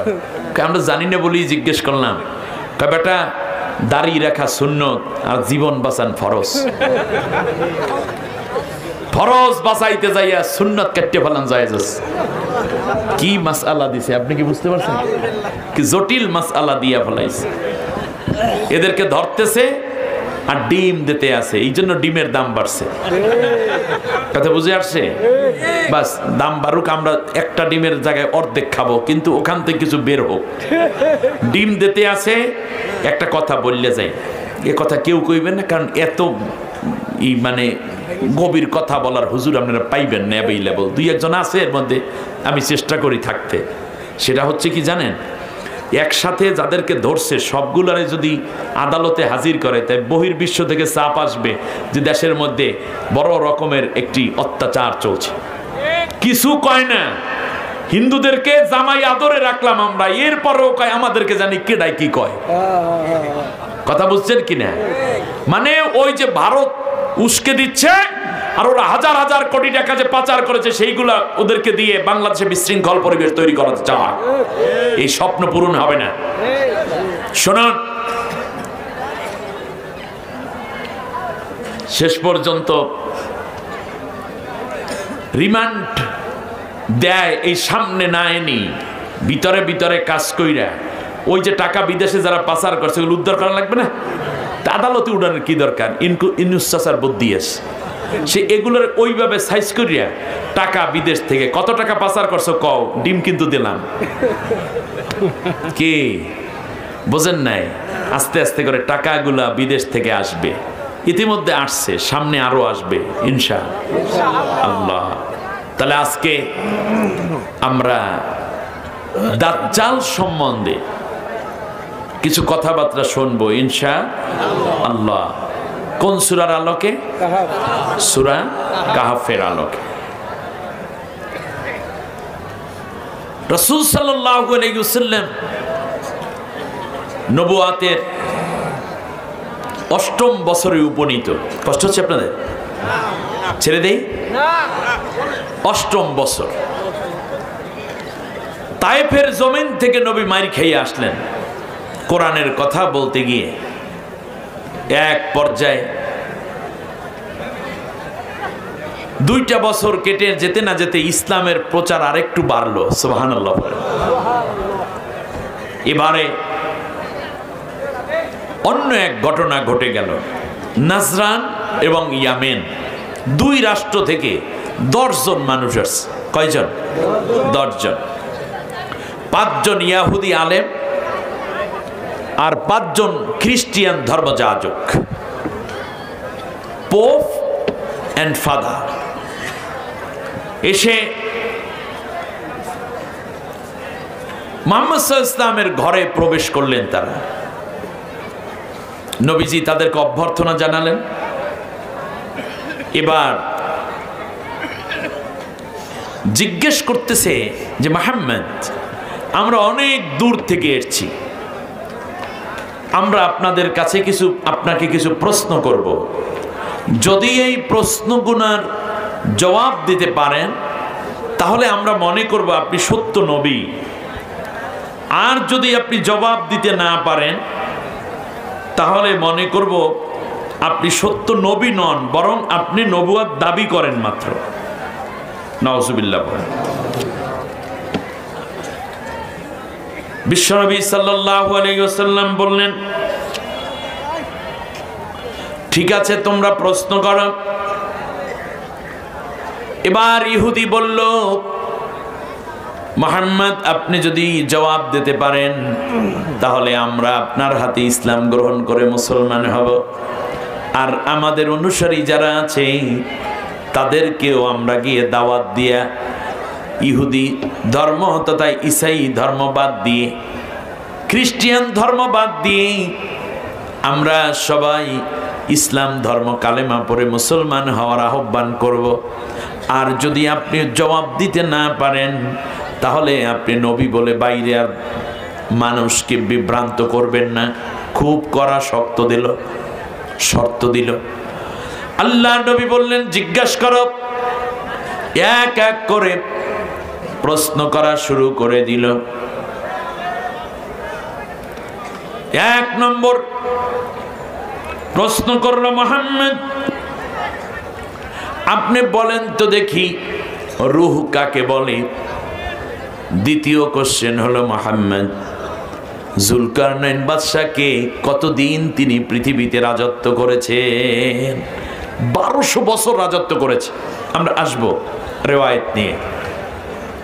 1500 বছর হায়াত পেয়েছিলেন। সুবহানাল্লাহ বলেন জুলকারনাইন বাদশা। তৃতীয় কোশ্চেন, জুলকারনাইন বাদশা পৃথিবী জুড়ে যেই রাজত্ব করেছেন তার মধ্যে ঐতিহাসিক 2টা ঘটনা আপনার আমাদেরকে জানাইতে হবে। তৃতীয় কোশ্চেন, মুহাম্মদ, আসহাবে কাহাফ কারা? কতদিন তারা গুহার মধ্যে ছিলেন? মুহাম্মদ, তাদের সংখ্যা কত? এবং একটা মাত্র কুকুর যে জান্নাতে যাবে ওই কুকুরটার নাম কি? আল্লাহু আকবার। পৃথিবীর অন্য কোনো প্রাণী, জিন এবং মানুষ ছাড়া জান্নাত কিংবা জাহান্নাম নাই, কিন্তু একটা কুকুর জান্নাতে যাবে। ওই কুকুরটা কেন জান্নাতে যাবে এইটা আমাদেরকে জানাতে হবে। খ্রিস্টিয়ানরা প্রশ্ন শুরু করল, মুহাম্মদ, মুসা আলাইহিস সালাম ভ্রমণ করেছিলেন, সমুদ্রের তলদেশে গিয়ে আল্লাহ তাআলার এক বান্দাকে পেয়েছিলেন, নাম খিজির। নাম কি? খিজির। খার্তুমে তিনি রওনা করার পথে এই নদীর রাস্তাটা পেয়ে গিয়েছিলেন সমুদ্রের তলদেশে। এবার বলুন, ওই খিজিরের সাথে মুসা পয়গম্বরের কয়টা ঐতিহাসিক ঘটনা ঘটেছিল যার দ্বারা আল্লাহ রব্বুল আলামিন মুসা পয়গম্বরকে দ্বীন এবং আল্লাহর কুদরত শেখার বিভিন্ন পন্থা দেখিয়েছেন? কি কি ঘটনা ঘটেছিল আমাদেরকে একটু জানান। চতুর্থ হচ্ছে, মুহাম্মদ, ইয়াজুজ মাজুজ কারা? ইয়াজুজ মাজুজ কোথায় আছে? ইয়াজুজ মাজুজ কবে পৃথিবীতে আবার আসবে? আপনারা জানেন? অনেকেই জানেন না ইয়াজুজ মাজুজ কি, যেটা বাদশা জুলকারনাইন তাম দুনিয়া জুড়ে তারা যেন মানব সমাজে প্রবেশ করতে না পারে এর জন্য বড় বিশাল ওয়াল তৈরি করেছেন। সেই ওয়াল কোথায় আছে এটা জানতে চাচ্ছে নবীর কাছে। ইয়াজ উসমান। অষ্টম কোশ্চেন, মুহাম্মদ, এই পৃথিবীতে সন্তান জন্ম হয়, আমরা মনে করি ছেলে হবে বাবার মতো, মেয়ে হবে মায়ের মতো, কিন্তু মাঝে মাঝে দেখা যায় হইছে ছেলে চেহারা পাইছে মেয়ের মার মতো, হয় না এরকম মাঝে মাঝে? আবার হয়েছে মেয়ে কিন্তু গঠন আকৃতি অনেকটা বাবার মতো। মাঝে মধ্যে এর পুরো বিপরীত দেখা যায়, মায়ের মতো হয় নাই, বাবার মতো হয় নাই, হইছে দাদার মতো, হইছে দাদির মতো। চেহারা দেখলে নানির মতো মনে হয়। এটা কেন হয় আমাদেরকে একটু বলতে হবে। নবম কোশ্চেন, মুহাম্মদ, বলুন তো দেখি কিয়ামত কখন হবে? মাতাসা মুহাম্মদ, মুহাম্মদ কিয়ামত কখন হয়ে যাবে? আর দশম প্রশ্ন, মুহাম্মদ, আল্লাহ রব্বুল আলামিন আরশ কি দ্বারা তৈরি হয়েছে? সুবহানাল্লাহ। কয়টা কোশ্চেন? 10টা। আল্লাহর নবী বললেন কোনো চিন্তা করো না, আগামী কালকে এসো, জবাব দিয়া দেব। ইহুদি খ্রিস্টান 10 আলেম নবীর বাড়ি থেকে ফিরে যায়, দূর কোথাও গিয়ে অবস্থান করে, পরের দিন সকালবেলা আসে।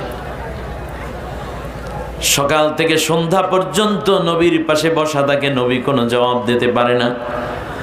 একদিন যায়, 2 দিন যায়, 3 দিন, 5 দিন, 7 দিন। 8ম দিনের দিন আবু জেহেলের বাড়ির পাশেই তো নবীর বাড়ির পাশে আবু জাহিল্লার বাড়ি, ঠিক না? আপনি জানেন কিনা? সাফা মারোয়া সাই করার সময় মারোয়া পাহাড় থেকে যদি আপনি পূর্ব দিকে তাকান, নামলেই দেখবেন আবু জাহিল্লার বাড়ি। 2000-এর অধিক পায়খানা গাছ আছে। সেই দিন একটা ভিডিও ফাঁস হয়েছে, সত্য মিথ্যে জানি না। এখন এক কর্মী বলতেছে, আপা আমাদের যে অফিস, কেন্দ্রীয় অফিস, এক টোকাইরা পায়খানা করিয়া ভরিয়ে দিয়েছে। আশ্চর্য। আমার ভাইয়েরা, এবারে আসেন, নবীর বাড়িতে বিশাল লাইব্রেরি, আর আবু জেহেলের বাড়িতে পায়খানা গাছ, টয়লেট। এবার আবু জেহেলের নজরে পড়ল এই 10টা মানুষ দেখতেও তো সুন্দর, বিদেশি, ভিনদেশি, মুহাম্মাদের বাড়িতে প্রতিদিন যায়, ব্যাপার কি? যখন বের হলো ডাক দিল, এই এদিকে আসো, কারণ ক্ষমতায় তো আবু জেহেল, ঠিক না? কোথায় যাও তোমরা প্রতিদিন? বলে মুহাম্মাদের কাছে যাই। কেন? বলল যে যাই, আমরা হইলাম ইয়ামেন এবং নাজরান থেকে এসেছি, আমাদের তাওরাত ইনজিলের উপরে আমরা এক্সপার্ট, আমরা আলেম। ওটার মধ্যে আখেরি জামানার নবীর কিছু কথা লেখা আছে, তার চরিত্র, তার বৈশিষ্ট্য, তার চিন্তা, তার ইলম, এগুলো লেখার পাশাপাশি আরেকটা কথা লেখা আছে, তাওরাত ইনজিল মিলিয়ে যেই 10টা কোশ্চেন, এই 10টা কোশ্চেনের জবাব ওই নবী ছাড়া অন্য কেউ দিতে পারবে না। এইটা টেস্ট করার জন্য আমরা এই প্রশ্নগুলো তার কাছে করতেছিলাম, এই 10টা কোশ্চেন। বলে তারপর বলল যে কোনো জবাব দিতে পারে না। বলে কি, কালকে আসো, কালকে আসো, কালকে দেব, কালকে জবাব দিয়ে দেব। কিন্তু এই 8 দিন হয়ে গেল, নিজেরটা খাইয়া নিজেরটা পইরা কত আর থাকতে পারি, আসলে জবাব দিতে পারে নাই। বলে কি মনে হয় তাতে? বলল যে মুহাম্মদ সত্য নবী নয়, এটাই মনে হয়। আবু জেহেল চিন্তা করলো, এতদিন আমি বলছি, এইবার যেহেতু আন্তর্জাতিক মানের হুজুরেরা কয়, অতএব এইটা ঠিক আছে। আবু জেহেল মনে হয় যেন গনিমতের মতো একটা জিনিস পেয়ে গেছে। বলল যে মুহাম্মদ যে সত্য নবী নয়, এই কথাটা আমার কাছে বললা, এটা কি বাইতুল্লাহর চত্বরে দাঁড়াইয়ে বলতে পারবা? অবশ্যই পারবো। বলল তাহলে ঠিক আছে, আলহামদুলিল্লাহ। আবু জেহেল গোটা আরবে ঢোল শহরত করে দিল, আসো আসো আসো। এর মধ্যে কতিপয় সাহাবীও আছে যারা ঈমান গ্রহণ করেছে মাত্র। আবু জেহেল বক্তব্য দিয়ে বলল, শোনো, এতদিন পর্যন্ত আমি বলেছি মুহাম্মদ সত্য নবী নয়, তোমরা বিশ্বাস করো নাই। এবার শোনো এই আলেমরা কি কয়, এরা আন্তর্জাতিক মানের আলেম, বড় বড় আলেম। দেখো এই আলেমরা কি কয়, আলেমের কথা তো বিশ্বাস করবা। দেখো এই ফাঁকে আবু জেহেল বলল, তুমি যদি এই মাসআলা দিতে পারো, বলতে পারো, তাহলে তোমাদের প্রত্যেকের জন্য এই মক্কা নগরীতে বাড়ি তুলে দেব, ঘরে থাকবা, উট দেব, দুম্বা দেব, বকরি দেব, ঘোড়া দেব, ব্যবসা করার ফ্রি লাইসেন্স করে দেব। তার কারণ আমার ক্ষমতায় সবচেয়ে বড় সমস্যা হইল মুহাম্মদ। সুতরাং মুহাম্মাদের বিরুদ্ধে হুজুরের কাছ থেকে ফতুয়া নিয়েও যদি বয়কট করা যায়, আমি পাবো রাষ্ট্র, ওনরা পাইবে কয়েকটা ফেলাডার বাড়ি, হেতে আর কি যায়। দুনিয়ায় এই রকম কিছু আবু জেহেলের পক্ষে কথা বলার হুজুর মাঝে মাঝে পাওয়া যায় কিনা? বন্ধুরা আমার, মুসা আলাইহিস সালামের বিরুদ্ধে বক্তব্য দেওয়ার জন্য এক বড় বুজুর্গ ঠিক করলো ফেরাউন। ওই বড় বুজুর্গের নাম ছিল বালাম বিন বাওর। নাম কি? অনেক বড় বুজুর্গ সে, কিন্তু কথা বলে মুসা আলাইহিস সালামের বিরুদ্ধে। এক পর্যায়ে ফেরাউন ডেকে বলল, সূরা আরাফের 175 নম্বর আয়াত আপনি পড়ে দেখেন। শেষ পর্যন্ত সে জাতির লোকদেরকে নিয়ে ময়দানে হাজির হয়ে গেল, হাত উঁচু করে বলছে, আল্লাহুম্মা হাল্লিকিল মুসা, আল্লাহ তুমি মুসাকে ধ্বংস করে দাও। ওই হাল্লিক বলার সময় জিব্বা যে উল্টোই ছিল, জিব্বাটাকে আল্লাহ টান দিয়ে আল্লাহর ফেরেশতা বুকের সাথে লাগাই দিছে। সুবহানাল্লাহ। এতখানি জিব্বা নাভি পর্যন্ত ঝুলে পড়েছে। আল্লাহ তাআলা বললেন, মাসালুহু কামাসালিল কালব, তার উদাহরণ হচ্ছে কুকুরের মতো। কুকুর খাইলেও জিব্বা বের করে রাখে, না খাইলেও জিব্বা বের করে রাখে। অতএব দুনিয়ায় এই কুকুর মার্কা কিছু আলেম সমাজের মধ্যে আপনারাও পাবেন, সব সময় স্বৈর শাসকের দালালি করে, কোনো প্রতিবাদ করতে জানে না, সত্য কথা বলতে পারে না। বরং যারা আল্লাহর কোরআনের পথে জীবন দেয়, শহীদ হয়, জেল যায়, ফাঁসিতে যায়, এমনকি নিজের জীবনকে উৎসর্গ করে আল্লাহর কোরআনের ভালোবাসা দেখালো, তাদের বিরুদ্ধে ফতোয়া দেয়াই ওদের কাজ। নিঃসন্দেহে ওরা তাগুতের দালাল শুধু নয়, তাগুতের হালুয়া রুটি জুটা কাটা খেয়ে তারা কুকুরের মতোই নেমে পড়ে মাঝে মাঝে। এরা চিহ্নিত, এদেরকে বয়কট করতে হবে। আমার ভাইয়েরা, প্রিয় পাবনাবাসী, যে কথা বলছিলাম, আবু জেহেল এবার 10 জনের কথা শোনাইল সবাইকে। যারা ঈমানদার তারাও একটু ঘাবড়ে গেছে। নবীজির কাছে চলে গিয়ে বলে, ইয়া রাসূলুল্লাহ, ইয়া হাবিবাল্লাহ, ঘটনা কি এরকমই কিছু হলো নাকি? আল্লাহর নবী বললেন, হ্যাঁ, আমিও বলতে পারি না কি হয়ে গেল। একদিন 2 দিন নয়,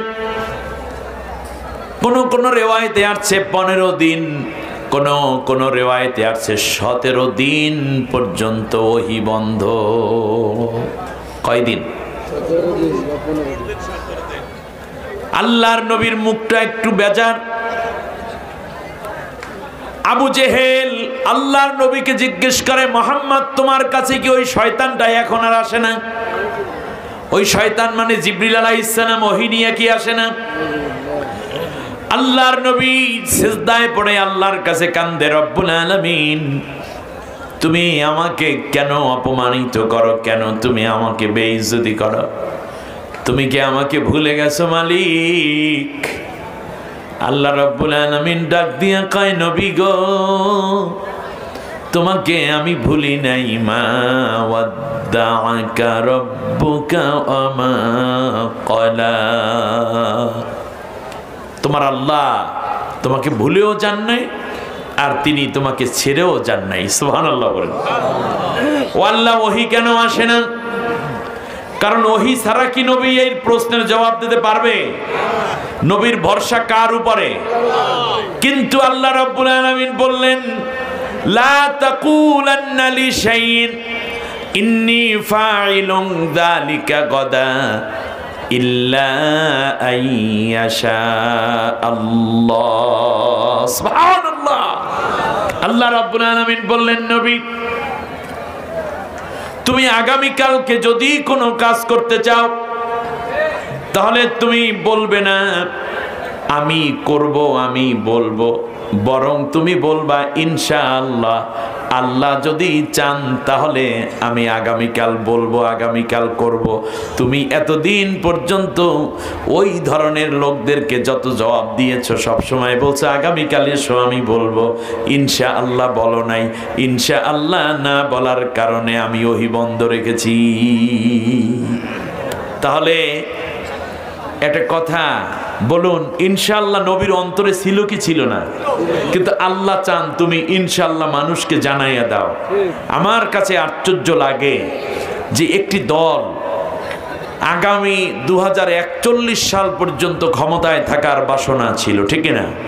হ্যাঁ, মনে হয় যেন আল্লাহ ছাড়া সব করে ফেলবে এরকম একটা ভাব কেউরে লাগে না। কারণ দাদায় পাশে আছে 350 এমপি, 74 জন মন্ত্রী, 156 জন গোয়েন্দা, ডিবি, ডিএসবি, সেনা, নৌ বিমান সব তাদের। এরপর সোনার ছেলেদেরকে অস্ত্র দিয়ে, হেলমেট দিয়া, মেয়ে দিয়ে তো সাজাই রাখছি, সব তাদের। ব্যবসা বাণিজ্য একচ্ছত্র তাদের হাতে।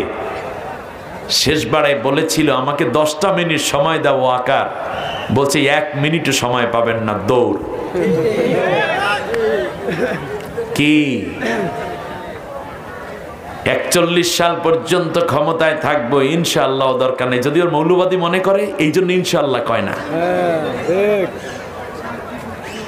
আল্লাহ রাব্বুল আলামিন বলেন, শোনো, এর আগে এক স্বৈর শাসকের পতন আমি করাই দিছিলাম। কিছু স্মৃতি, কিছু কথা তোমরা জেনে নাও হে দুনিয়ার বান্দা বান্দিরা। ওরা যখন বিদায় হইছিল সেই দিন কি হয়েছে জানো? কাম তারাকু মিন জান্নাতি ওয়া উয়ুন, যাওয়ার সময় তারা তাদের ঝর্ণা ধারার পানিগুলো তখনও উপচে পড়ছিল বিভিন্ন রং এবং ঢং করে। শুধু তাই নয়, বাগ বাগিচা তারা বানাইয়া রাখছিল, কারণ অনেক দিন তারা ক্ষমতায় থাকবে এই জন্য বাগান বানাইছিল। টমেটো গাছ, বেগুন গাছ, মরিচ, দেশি বিদেশি, তারপরে আলু চাষ, সিম চাষ, এরপরে লেকের মধ্যে মাছ, তারপরে এই রকম কত কিছু, তাই না? এটা ফেরাউনের কথা আল্লাহ কইছে, আপনার অন্য কিছু মনে করেন না। এটা কামতারাকুম মিন জান্নাতি ওয়া উয়ুন। আল্লাহ বলছেন ফেরাউন যেদিন ডুববে ও তো বোঝে নাই যে এইটা তার ডুব হবে। ও তো মনে করছে শত্রুদেরকে গুলি করিয়া মারিয়া সব শেষ করিয়া আসতেছি, ঠিক না? ও গেছে কি মরতে না মারতে, কিন্তু নিজেই কট হয়ে গেছে। সুবহানাল্লাহ। ওয়া মাকামিন কারীম, শুধু তাই নয়, ফসল ও জমকালো প্রাসাদ তারা সাজাইছিল। কি সুন্দর ঝাড়বাতি, মোটা কার্পেট, দামি দামি ফার্নিচার, ক্রোকারিজ এবং কত রকমের সাজসজ্জা দিয়ে তারা ঘর এবং তাদের বাসভবন সাজাইছিল। ওয়া না'মাতিন কানু ফিহা ফাকিহিন, আরো কত না জানা কিংবা জানা অনেক নেয়ামত তাদের ঘরে সাজাইছিল। তার মধ্যে দেখেন কত বড় বড় নদীর পাঙ্গাস তেলালা, পদ্মার ইলিশ, দেশি মুরগি সাইজ করে কেটে রাখছে, আরো কত খাওন দাওন। ফাকিহিন, ফিহা ফাকিহিন, এবং মনোরঞ্জন করার জন্য তারা বিভিন্ন রকমের নারী, পুরুষ, যুবক যুবতী, বৃদ্ধ বৃদ্ধা, এমনকি মনোরঞ্জনের জন্য মাদক দ্রব্যগুলো তারা থরে থরে সাজাইয়া রাখছিল। পাওয়া গেছে কিনা? এটা ফেরাউনের ঘরে পাওয়া গেছে। আল্লাহ রাব্বুল আলামিন বলেন, শোনো, ওই ঘটনার পরে যখন চিরতরে বিদায় করে দিলাম ফেরাউন এবং তার সৈন্যবাহিনীকে, যেই দিন তারা পৃথিবী থেকে বিদায় হলো। 2 লক্ষাধিক সৈন্য এবং ফেরাউন, 2 লাখের উপরে সৈন্য, সাথে কে? ফেরাউনের সাথে। আল্লাহ রাব্বুল আলামিন বলেন, মরার খবর যখন ছড়াইয়া পড়লো, লোহিত সাগরের তলদেশ থেকে সব মরা লাশগুলো ভাইসা উঠতেছে, একটাও বেঁচে নাই। আল্লাহ রাব্বুল আলামিন বলেন, তামাম দুনিয়ায় কি পরিবেশ হয়েছিল শোনো। ফামা বাকাত আলাইহিমুস সামাউ ওয়াল আরদু ওয়া মা কানু মুনজারিন। আল্লাহু আকবার, কি কথা! আল্লাহ রাব্বুল আলামিন বলেন, তামাম পৃথিবী শুধু নয়, নেককার মানুষ যেদিন মারা যায় আসমানের ফেরেশতারাও আফসোস করে, আসমানও কান্না করে, আর দুনিয়ার মানুষও কান্না করে নেককার যেদিন ইন্তেকাল হয়। কিন্তু ফেরাউন যেদিন মরলো, সেই দিন তামাম পৃথিবীতে একটা মানুষও কান্না করার মতো ছিল না, আসমানেও নয়, জমিনেও না। ফেরাউন যেদিন মরলো, সেদিন সবচেয়ে বেশি যে কাঁদবে তার নাম তো তার স্ত্রী, ঠিক না? স্বামী মারা গেছে, স্ত্রীর নাম কি? কি? আসিয়া কানছে, কান্নার করার কথা। আসিয়া তো আগেই শহীদ হয়ে গেছে, সুবহানাল্লাহ বলেন, তাকে আল্লাহ আগেই জান্নাতে নিয়ে এনেছে। এমন কি গোটা মিশরে 2 লক্ষ সৈন্য, তাদের 2 লক্ষ মা আছে, 2 লক্ষ বাবা আছে, আছে না নাই? 2 লক্ষ সৈন্যের কমপক্ষে 1 লক্ষ 1.5 লক্ষ স্ত্রী তো আছে, কমপক্ষে 1 লক্ষ তো বিবাহিত, তাদের বাচ্চারা আছে না, তারাও কান্না করে নাই। কেন কান্দে নেই জানেন? তার কারণ হচ্ছে এই যে ফেরাউনের অত্যাচার এমন ছিল বিরোধী দলের উপরে, যে ওই যে দাড়িওয়ালা, টুপিওয়ালা, পাকা দাড়িওয়ালা, পাঞ্জাবিওয়ালাদেরকে পিটাইয়া পিটাই যে অত্যাচার, যেই শক্ত হৃদয় হয়ে গেছে, কোনো সম্মান বোধ তাদের ছিল না। বিধায় ঘরে যাইয়া বাবা মাকেও ওই পুলিশেরা, ওই ফেরাউনের সৈন্যবাহিনীরা ওই রকমই ধমক দিত রাস্তায়, যেমন বিরোধী দল ইমানদারদের উপরে ধমকাইত। মানে এটা একটা চরিত্র ওই রকমই হয়ে গেছে। বিরোধী দল এবং বিভিন্ন মতের ছেলেদেরকে, ইয়াংদেরকে পিটাইতে পিটাইতে এমন অভ্যাস হয়ে গেছে, ঘরের মধ্যে গিয়ে নিজের বাচ্চা ছেলে মেয়েদেরকে ওই রকমই পিটায়। অন্য দলের নারীদেরকে পিটানোর অভ্যাস করতে করতে নিজের বউরও ওই সমানে পিটায়। এই জন্য বাচ্চাগুলো বলছে, আল্লাহ তুমি আমার বাবারে লইয়া যাও, এটা দরকার নেই। বাবারা কইছে, আল্লাহ তাআলা এই বাচ্চা তুমি নিয়ে যাও, আমার এই ছেলে দরকার নাই। ওই ফেরাউনের বাচ্চা হয়ে গেছে। সন্তানগুলো, স্ত্রী বলছে, আল্লাহ স্বামী লয়ে যান, বিধবা থাকবো, কিন্তু এত নষ্ট স্বামী আমার দরকার নেই। খবর নিয়ে দেখেন, প্রত্যেকটা পুলিশের ফ্যামিলি অ্যাফেয়ার্স খুবই খারাপ। তার কারণ বিগত অত্যাচার করাতে করাতে এই পুলিশগুলো ভারসাম্যহীন হয়ে গেছিল। আল্লাহ যেন ওদেরকে হেদায়েত দেন। এবার শোনেন, আমি যে কথা বলছিলাম, কেউ কান্দে নাই। আমি ভাবছিলাম কি বুইনে রাত ধরে বুইনে মনে হয় একটু কানবে, তাও কান্দে নেই। ভাবলাম যে মেয়েটাই মনে হয় কানবে, কমপক্ষে মায়ের এমন পরাজয়। উম্মা ছবির মধ্যে দেখলাম, তাও কান্দে নেই। ভাবলাম যাক, একটা ছেলে আল্লাহ দেশে, যেহেতু থাকে বিদেশে, বিয়ে করছে, বিধর্মী করুক গা, কমপক্ষে মায়ের দুর্দিনে ছেলেটা মনে হয় কাঁদবে। আপনাদের এলাকায় যে ওমরা সোমরা ছিল নেতা, তারা কেউ কাঁদছে? তার কারণ স্বৈর শাসক যেদিন মরে বা বিদায় হয়, সেই দিন কেউ কান্না করে না, কারণ ওদের জন্য কারোই আফসুস হয় না। এই আফসুস আল্লাহর পক্ষ থেকে বন্ধ হয়ে যায়। আল্লাহু আকবার। আর আল্লামা সাইদি, যুগের শ্রেষ্ঠ এক মুফাসসিরে কোরআন, 13টা বছর জেলের প্রকোষ্ঠে যখন তাকে ফাঁসির হুকুম দিল, আপনাদের এই পাবনা সহ গোটা বাংলাদেশ জ্বলে উঠল। একসাথে 253 জন মানুষকে ওরা হত্যা করেছে রাজপথে। শুধু তাই, 13 বছর পরে জেল থেকে চিকিৎসার নাম করে হাসপাতালে নিল। তার ছেলেদেরকে দেখতে দিল না, স্ত্রীকে দেখতে দিল না, দলের নেতৃবৃন্দকে পর্যন্ত হাসপাতালে দেখার সুযোগ দিল না। এমনকি উকিলরাও তার পক্ষের কেউকে দেখা করার সুযোগ দিল না। বলল সে অসুস্থ। আরে গাজীপুর কাশিমপুর থেকে যখন নিয়ে যাওয়া হলো, তিনি যে পিজি হাসপাতালের সামনে নেমেছেন গাড়ি থেকে, তখন তার যে সুন্দর চেহারা, যেই মিষ্টি মায়া ভরা হাসি, তা দেখলেই কোনো পাগলেও বিশ্বাস করবে এই লোকটা অসুস্থ। হত্যা করা হয়েছে 20 প্রক্রিয়ার মাধ্যমে। শুনুন, তার শরীরে পয়জন ঢুকাইয়া 4 ঘন্টা পর যখন তাকে মারা হলো, তারপরে বলল সে মারা গেছে। ঢাকাতে একটা জানাজা পর্যন্ত পড়তে দেয়নি।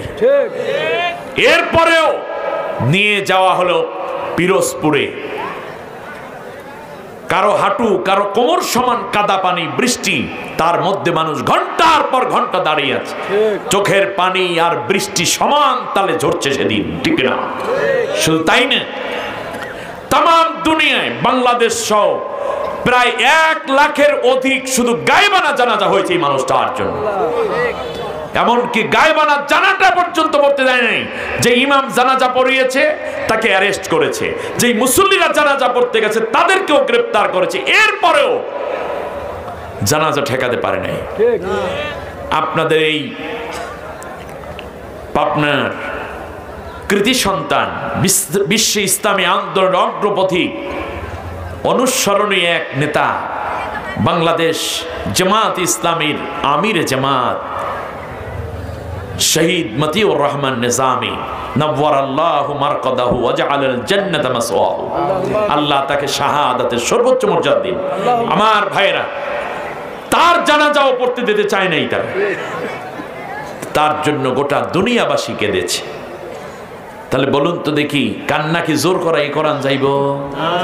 আন্দাজি এই মানুষ ওদের জন্য কান্দে না, এই জন্য 18 বছর পিটাইয়া পিটাইয়া মানুষের কান্দাইছে।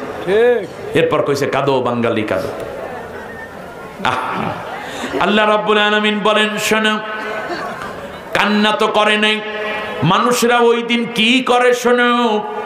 ফাকুতি আদাবিরুল কওমিল্লাযীনা যালামু ওয়ালহামদুলিল্লাহি রাব্বিল আলামিন। জালেম যেদিন মরে যায়, জালেম যেই দিন পতন হয়, সেই দিন কেউ কান্না করে না, বরং পতনের খবর শুনে সবাই বলে আলহামদুলিল্লাহি রাব্বিল। আপনারা কি পড়ছিলেন এই 4-5 জনে? বাকিরা কি? আপনারা কান্না গ্রুপের সদস্য না আলহামদু গ্রুপের সদস্য? যারা আলহামদু গ্রুপের সদস্য তারা একটু 2টা হাত উঁচু করেন তো দেখি দেখি।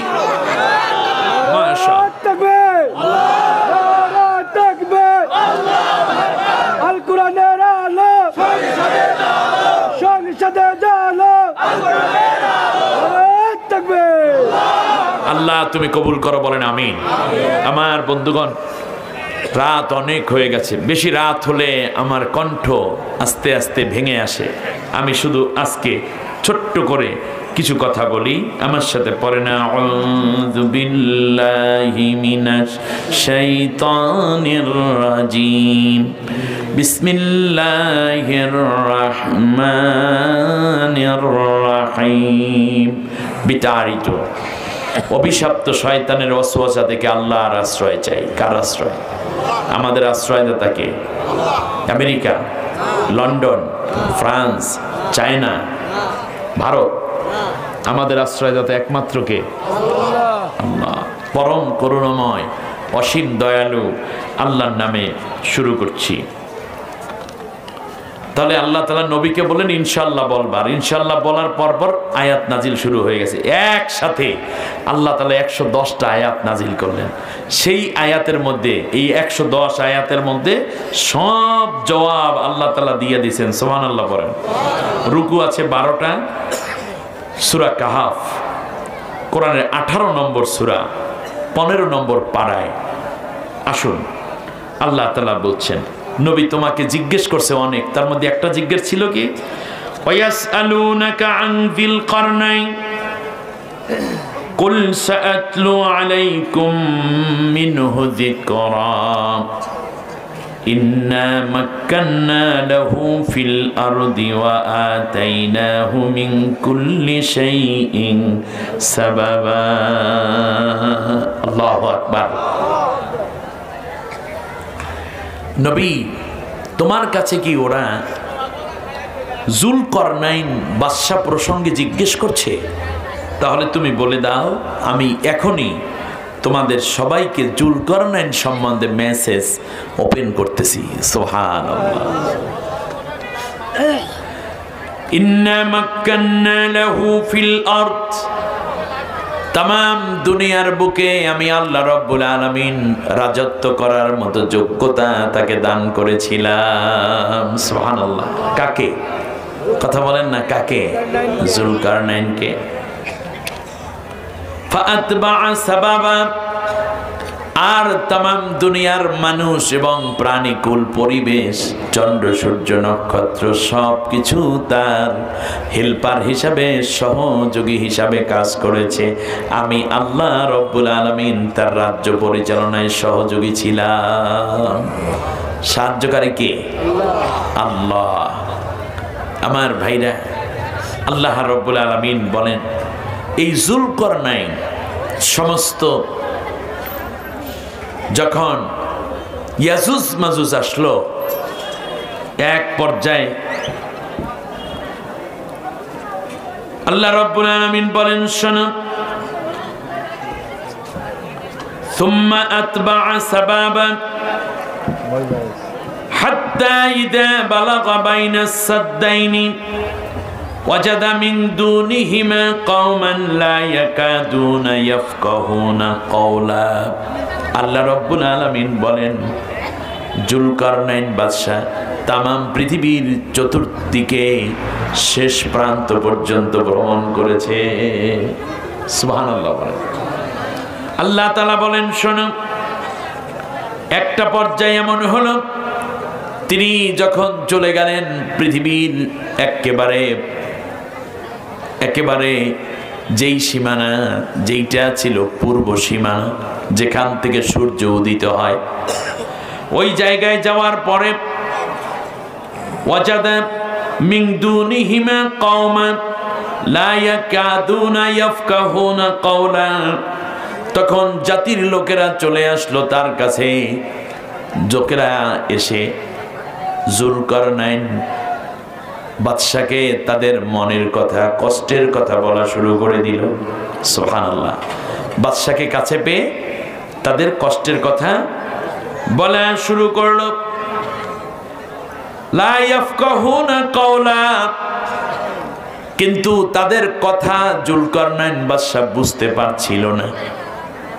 তার কারণ এক এক দেশে, এক এক রাষ্ট্রে, এক এক ভাষায়, কিন্তু যুলকারনাইন তামাম দুনিয়ার বাদশা হইলে হবে কি ওই এলাকার ভাষা তিনি জানেন না, রাষ্ট্র তার প্যাটার্নে চলে। কিন্তু মোতারজেম ছিল, ট্রান্সলেট করার জন্য যেই লোক, তার নাম ছিল যুলকারনাইনের সাথী ছিলেন, তার নাম ছিল লোকমান হাকিম। নাম কি? লোকমান হাকিমের পৃথিবীর সমস্ত ভাষা তিনি বুঝতেন। লোকমান হাকিম সব কিছু ভাষা ট্রান্সলেট করে দিচ্ছেন। এমন সময় যে কথাগুলো তারা বলল, সেই কথা আল্লাহ কোরআনে কোট করে বলছেন, ক্বালু ইয়া যাল কারনাইন ইন্না ইয়াজুজ ওয়া মাজুজ মুফসিদুনা ফিল আরদি ফাহাল নাজআলু লাকা খরজান আলা আন তাজআলা বাইনানা ওয়া বাইনাহুম সাদ্দা। আপনারা দেখবেন বিদেশ থেকে যখন চায়নার কোনো লোক আসে, তখন আমাদের প্রধান উপদেষ্টার কাছে যদি চায়নার লোক, উনি ইংলিশ বোঝেন, চায়না তো বোঝে না, তাই না? চীনা ভাষা বোঝেন না, তখন কি করবেন? তখন দেখা যায় দোভাষী লাগে, চীনা ভাষা বোঝে। এইরকমই অবস্থা আর কি। অ্যারাবিয়ান কেউ আসলে তাও বুঝবেন না, ইংলিশটা ভালো বোঝেন, আরবিটা তো বোঝেন, ঠিক এরকমই যখন ট্রান্সলেট করে বোঝানো হলো, ইন্না ইয়াজুজা ওয়া মাজুজা ইউফসিদুনা ফিল আরদ, যে এই যে আমাদের পাশেই আছে ইয়াজুজ এবং মাজুজ। ইয়াজুজ মাজুজ কি?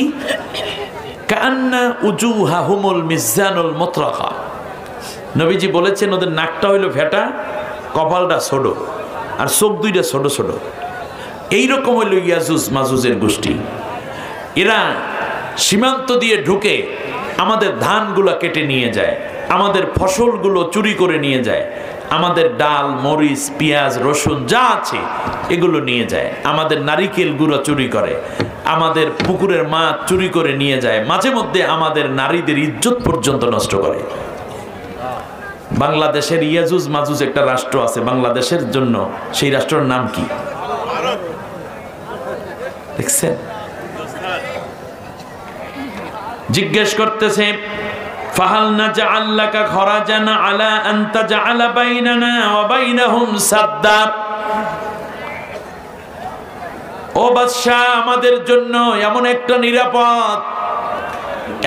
একটা নিরাপদ বেষ্টনী তৈরি করে দেন, ওয়াল তৈরি করে দেন, যা ডিঙ্গাইয়া কোনোদিন আমাদের ভূখণ্ডে এসে আমাদের সম্পদ, আমাদের নারীদের ইজ্জত, আমাদের ছেলেদের উপর অত্যাচার, মানুষগুলোর উপরে পীড়ন করতে পারবেন এমন একটা নিরাপদ একটা বেষ্টনী আমাদের জন্য তৈরি করে দেন। সুবহানাল্লাহ। বাংলাদেশের সামর্থ্য যদি হয়, ওরা কাঁটাতারের বেড়া দেশে, আমরা ওয়াল করে দেব। প্রয়োজনে বাংলাদেশের মানুষ 2 বেলা খাবে, আর 1 বেলা উপবাস থাকবে, ঠিক না বলেন? আর সহ্য হয় না এইসব বক্কর চক্কর।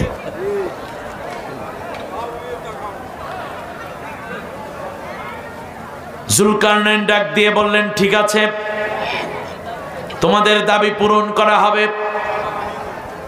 এই জন্য তিনি একটা প্রাচীর বানালেন। প্রাচীরের উচ্চতা ছিল 300 হাত।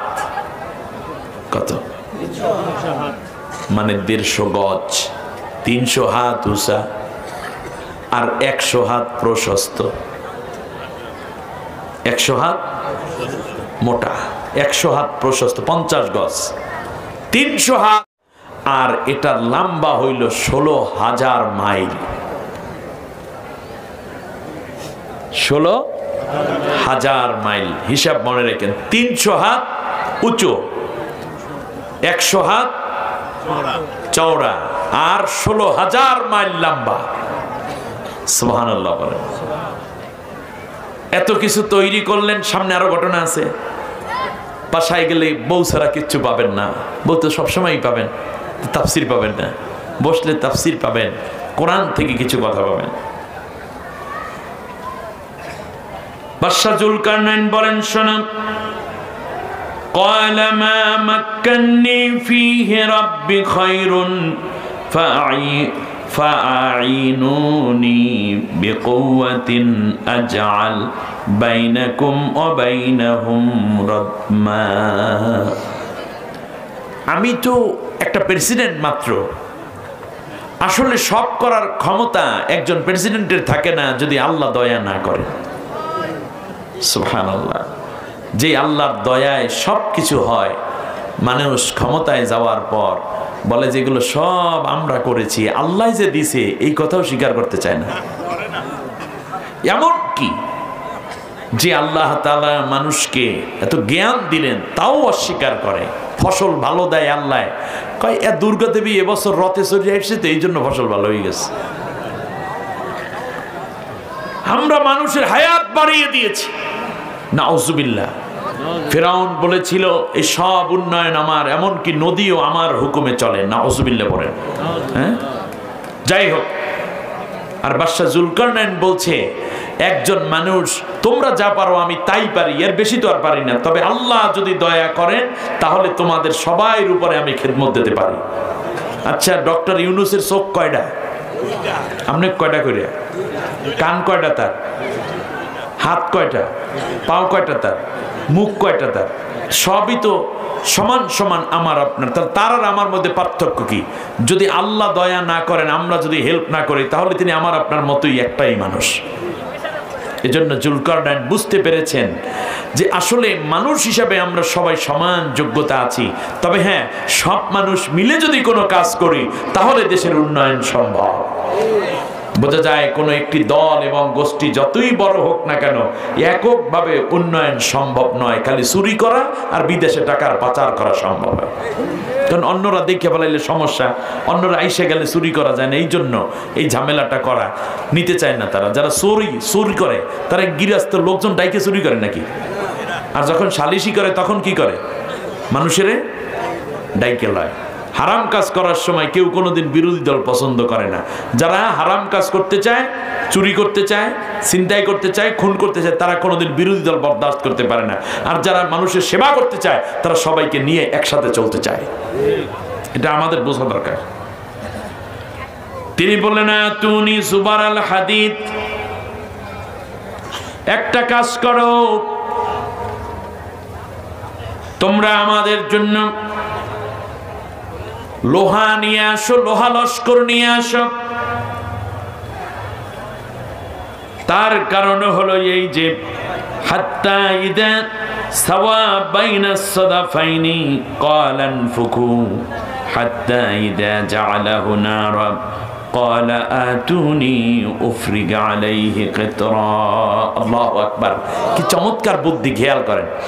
বলল যে শোনো, আমরা এত বড় কাজ করতে পারি না, আল্লাহর বরকত হলে সহজ হয়ে যাবে। তাহলে কাজ করো, তোমরা প্রত্যেক ঘর থেকে কিছু লোহা নিয়ে আসো, লোহা লস্কর নিয়ে আসো। এর মানে হচ্ছে আমি একাই করতে পারি, কিন্তু আমি চাই এই কাজের সাথে একটি জাতীয় সমস্যা জাতীয়ভাবে মোকাবেলা করতে চাই। এই জন্য সবাই আসো, যার যার ঘরে যেই লোহা আছে সেই লোহা নিয়ে আসো, মাঠের মধ্যে এটা স্তূপ করো। কারণ অলটা বানানো ছিল লোহা দিয়ে। কি দিয়ে? লোহা দিয়ে। আজও আছে। এই 16,000 লম্বা, 16,000 মাইল না লম্বা এই রাস্তায় এখনো আছে। এটার সাথে আরো যোগ হবে, কিয়ামতের আরো রাস্তা যোগ হবে। আসি, আমরা সেই হাদিস নিয়ে আসবো ইনশাআল্লাহ। কিন্তু তিনি চাচ্ছেন সবাইকে নিয়ে চলতে। তোমাদের লোহায় কোনোদিনও কি হবে না, ওয়াল হবে না, কিন্তু তোমাদের এগুলো থাকলে এটার মধ্যে বরকত আসবে। এজন্য নবীজি বলেছেন ইয়াদুল্লাহি আলাল জামাত, তোমরা ঐক্যবদ্ধ যদি থাকো, জামাতবদ্ধ থাকো, সেইটার উপরে আল্লাহর হাত আছে। বদরের যুদ্ধে বিজয় কি অস্ত্র দিয়ে হয়েছে না আল্লাহর দয়ায় হয়েছে? কিন্তু সাহাবীরা উপস্থিত ছিলেন, ঠিক না বলেন? এমনি করে প্রত্যেকটা জায়গায় আল্লাহর দয়া। যখনই ও সাহাবীরা মনে করলো যে আমরাই বিজয় হয়ে যাব, আল্লাহ সেই যুদ্ধে একটা সুবানি দিয়েছে। কথাটা বুঝে যাচ্ছে কিনা আপনাদের? এই জন্য আল্লাহ সুবহানাহু ওয়া তাআলার উপর আমাদের তাওয়াক্কুল করতে হবে। সম্মানিত ভাইয়েরা, একটা পর্যায়ে হাত বাড়ালেন সবাই। ওই যে আপনারা মনে করেন কি যারা লোহা দিছে তারা কি ভালো দা দিছে না ভাঙ্গাটা দিছে?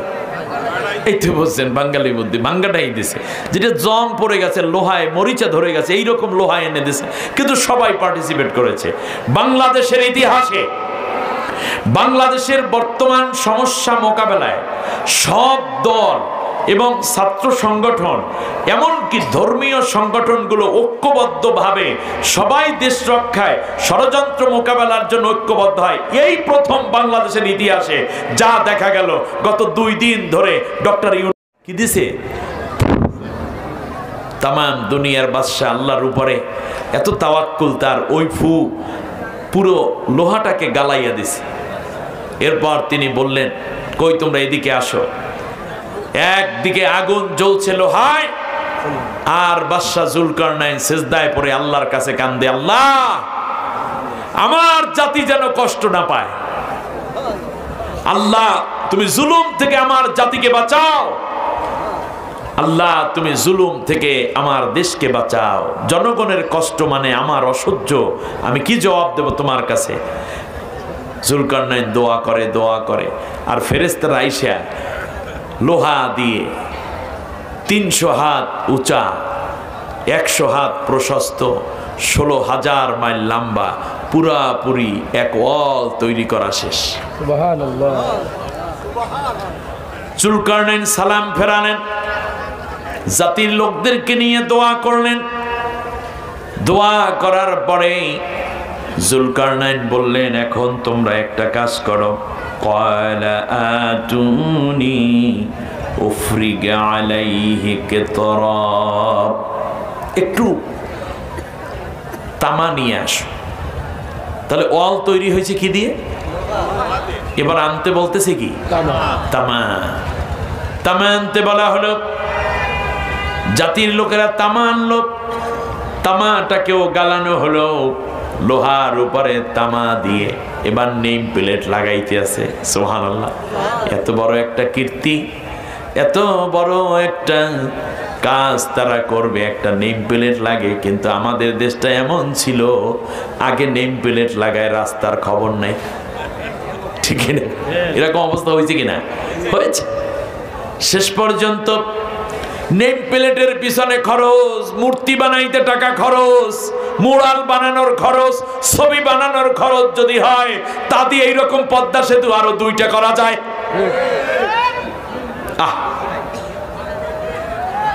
আমার ভাইয়েরা, জুলকারনাইন বাদশাহ এবার বললেন আসো। উপরে লেখলেন বিসমিল্লাহির রহমানির রহিম, নিচে লেখলেন হাদা মিন ফাদলি রাব্বি ওয়া মিন জুলকারনাইন। সুবহানাল্লাহ। এটা বানানো হয়েছে আল্লাহর নামে শুরু করছি।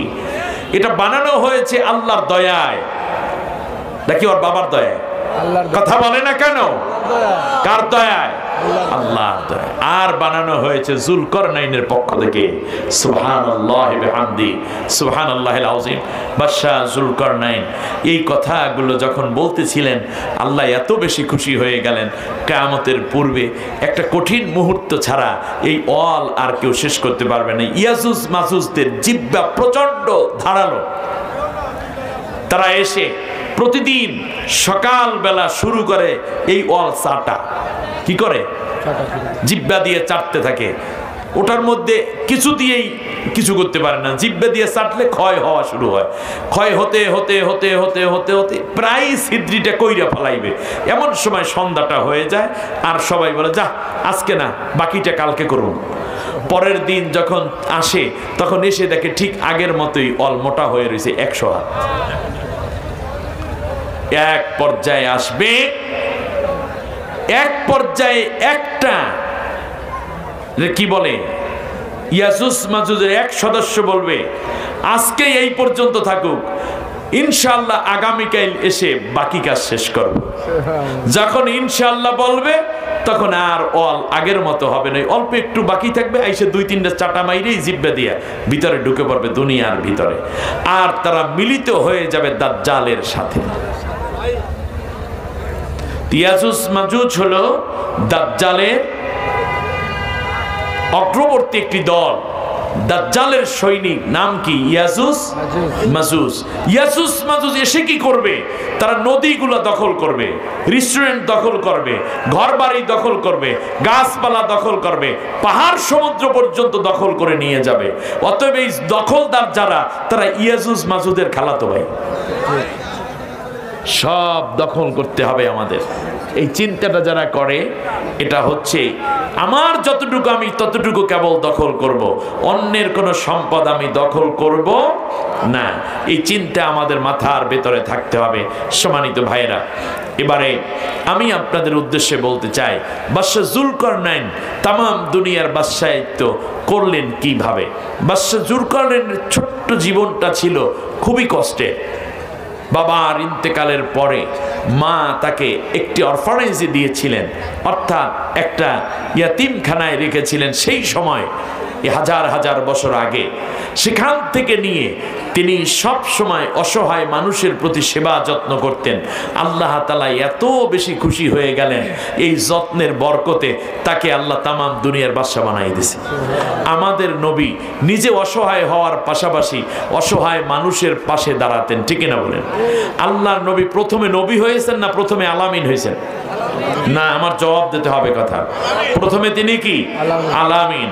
প্রথমে তিনি সাদিকুল আমিন, প্রথমে তিনি সাদিকুল আসদাক, প্রথমে তিনি ছিলেন মানুষের পরোপকার। ইন্নাকা লা তাসিলুর রাহিমা ওয়া তাকসিবুল মা'দুমা ওয়া তাকরিউদ দাইফা ওয়া তাহমিলুল কাল্লা ওয়া তুইনু আলা নওয়াইবিল হক। 5টা কাজ নবী নবুয়ত পাওয়ার আগেই করেছেন, যে তিনি আত্মীয়তার হক রক্ষা করতেন, আত্মীয় স্বজনের অধিকার সংরক্ষণ করতেন। সুবহানাল্লাহ বলেন। আত্মীয়র সাথে সম্পর্ক রাখতেন, মেহমানকে সম্মান করতেন, অসহায় মানুষকে ভরণ পোষণের ব্যবস্থা করতেন। যার কাপড় নাই, বস্ত্র নাই, তাকে বস্ত্র। এই যে প্রচণ্ড শীত আসতেছে, আপনার ঘরে অনেকগুলো অতিরিক্ত কাপড় পরে আছে, আপনি চাইলে তার থেকেও একজন গরিব রিক্সাওয়ালা, কৃষক, শ্রমিক মানুষকে দান করতে পারেন। আবার চাইলে একটা চাদর কিনে, একটা সোয়েটার কিনে, একটা কানটুপি কিনে, একজোড়া ভালো মানে কাপড়ের একটু গরম জুতা কিনে, মোজা কিনে দিয়ে তাকে আপনারা হেল্প করতে পারেন। এটা নবীর সুন্নত। এটা কার সুন্নত? নবীর সুন্নত। ইয়াতিম অসহায় মানুষের পাশে দাঁড়াতে পারেন আপনি। সম্মানিত ভাইরা, আপনাদের এই ধারাবাহিকতায় আল্লাহ তাআলা কিয়ামতের দিন নবী সাল্লাল্লাহু আলাইহি ওয়াসাল্লাম বলেছেন, কিয়ামতের দিন আল্লাহ তাআলা ডাক দিয়ে মানুষদেরকে বলবেন যে আমি অসুস্থ ছিলাম, তোমরা কি আমার সেবা করেছো? মানুষেরা বলবে, আল্লাহ তোমারে পাইলে তো বিশ্বের বড় হাসপাতালে চিকিৎসা করাইতাম। আল্লাহ বলবেন, যারা অসুস্থ ছিল তাদের সেবা করলে আমি আল্লাহকে সেবা করা হতো। নবীজি বলেন, আল্লাহ কিয়ামতের দিন জিজ্ঞেস করবেন, আমি যে ক্ষুধার্ত ছিলাম আমাকে খাওয়া দাওনি কেন? মানুষরা বলবে, আল্লাহ তোমারে পাইলে কোরমা, পোলাও, ফিরনি, জর্দা, কাবাব, স্বামী কাবাব, ফালুদা, রেজালা, কালিয়া, কোপ্তা কি খাইতে চাইতে সব খাওয়াইতাম। আল্লাহ বলবেন, না, যারা গরিব ছিল তাদেরকে খাওয়ান দিলে আমি আল্লাহকে খাওয়ানো হতো, আজকে তোমাকে আমি মাফ করে জান্নাতের খানা খাওয়াই দিতাম। সুবহানাল্লাহ বলবেন না আপনারা?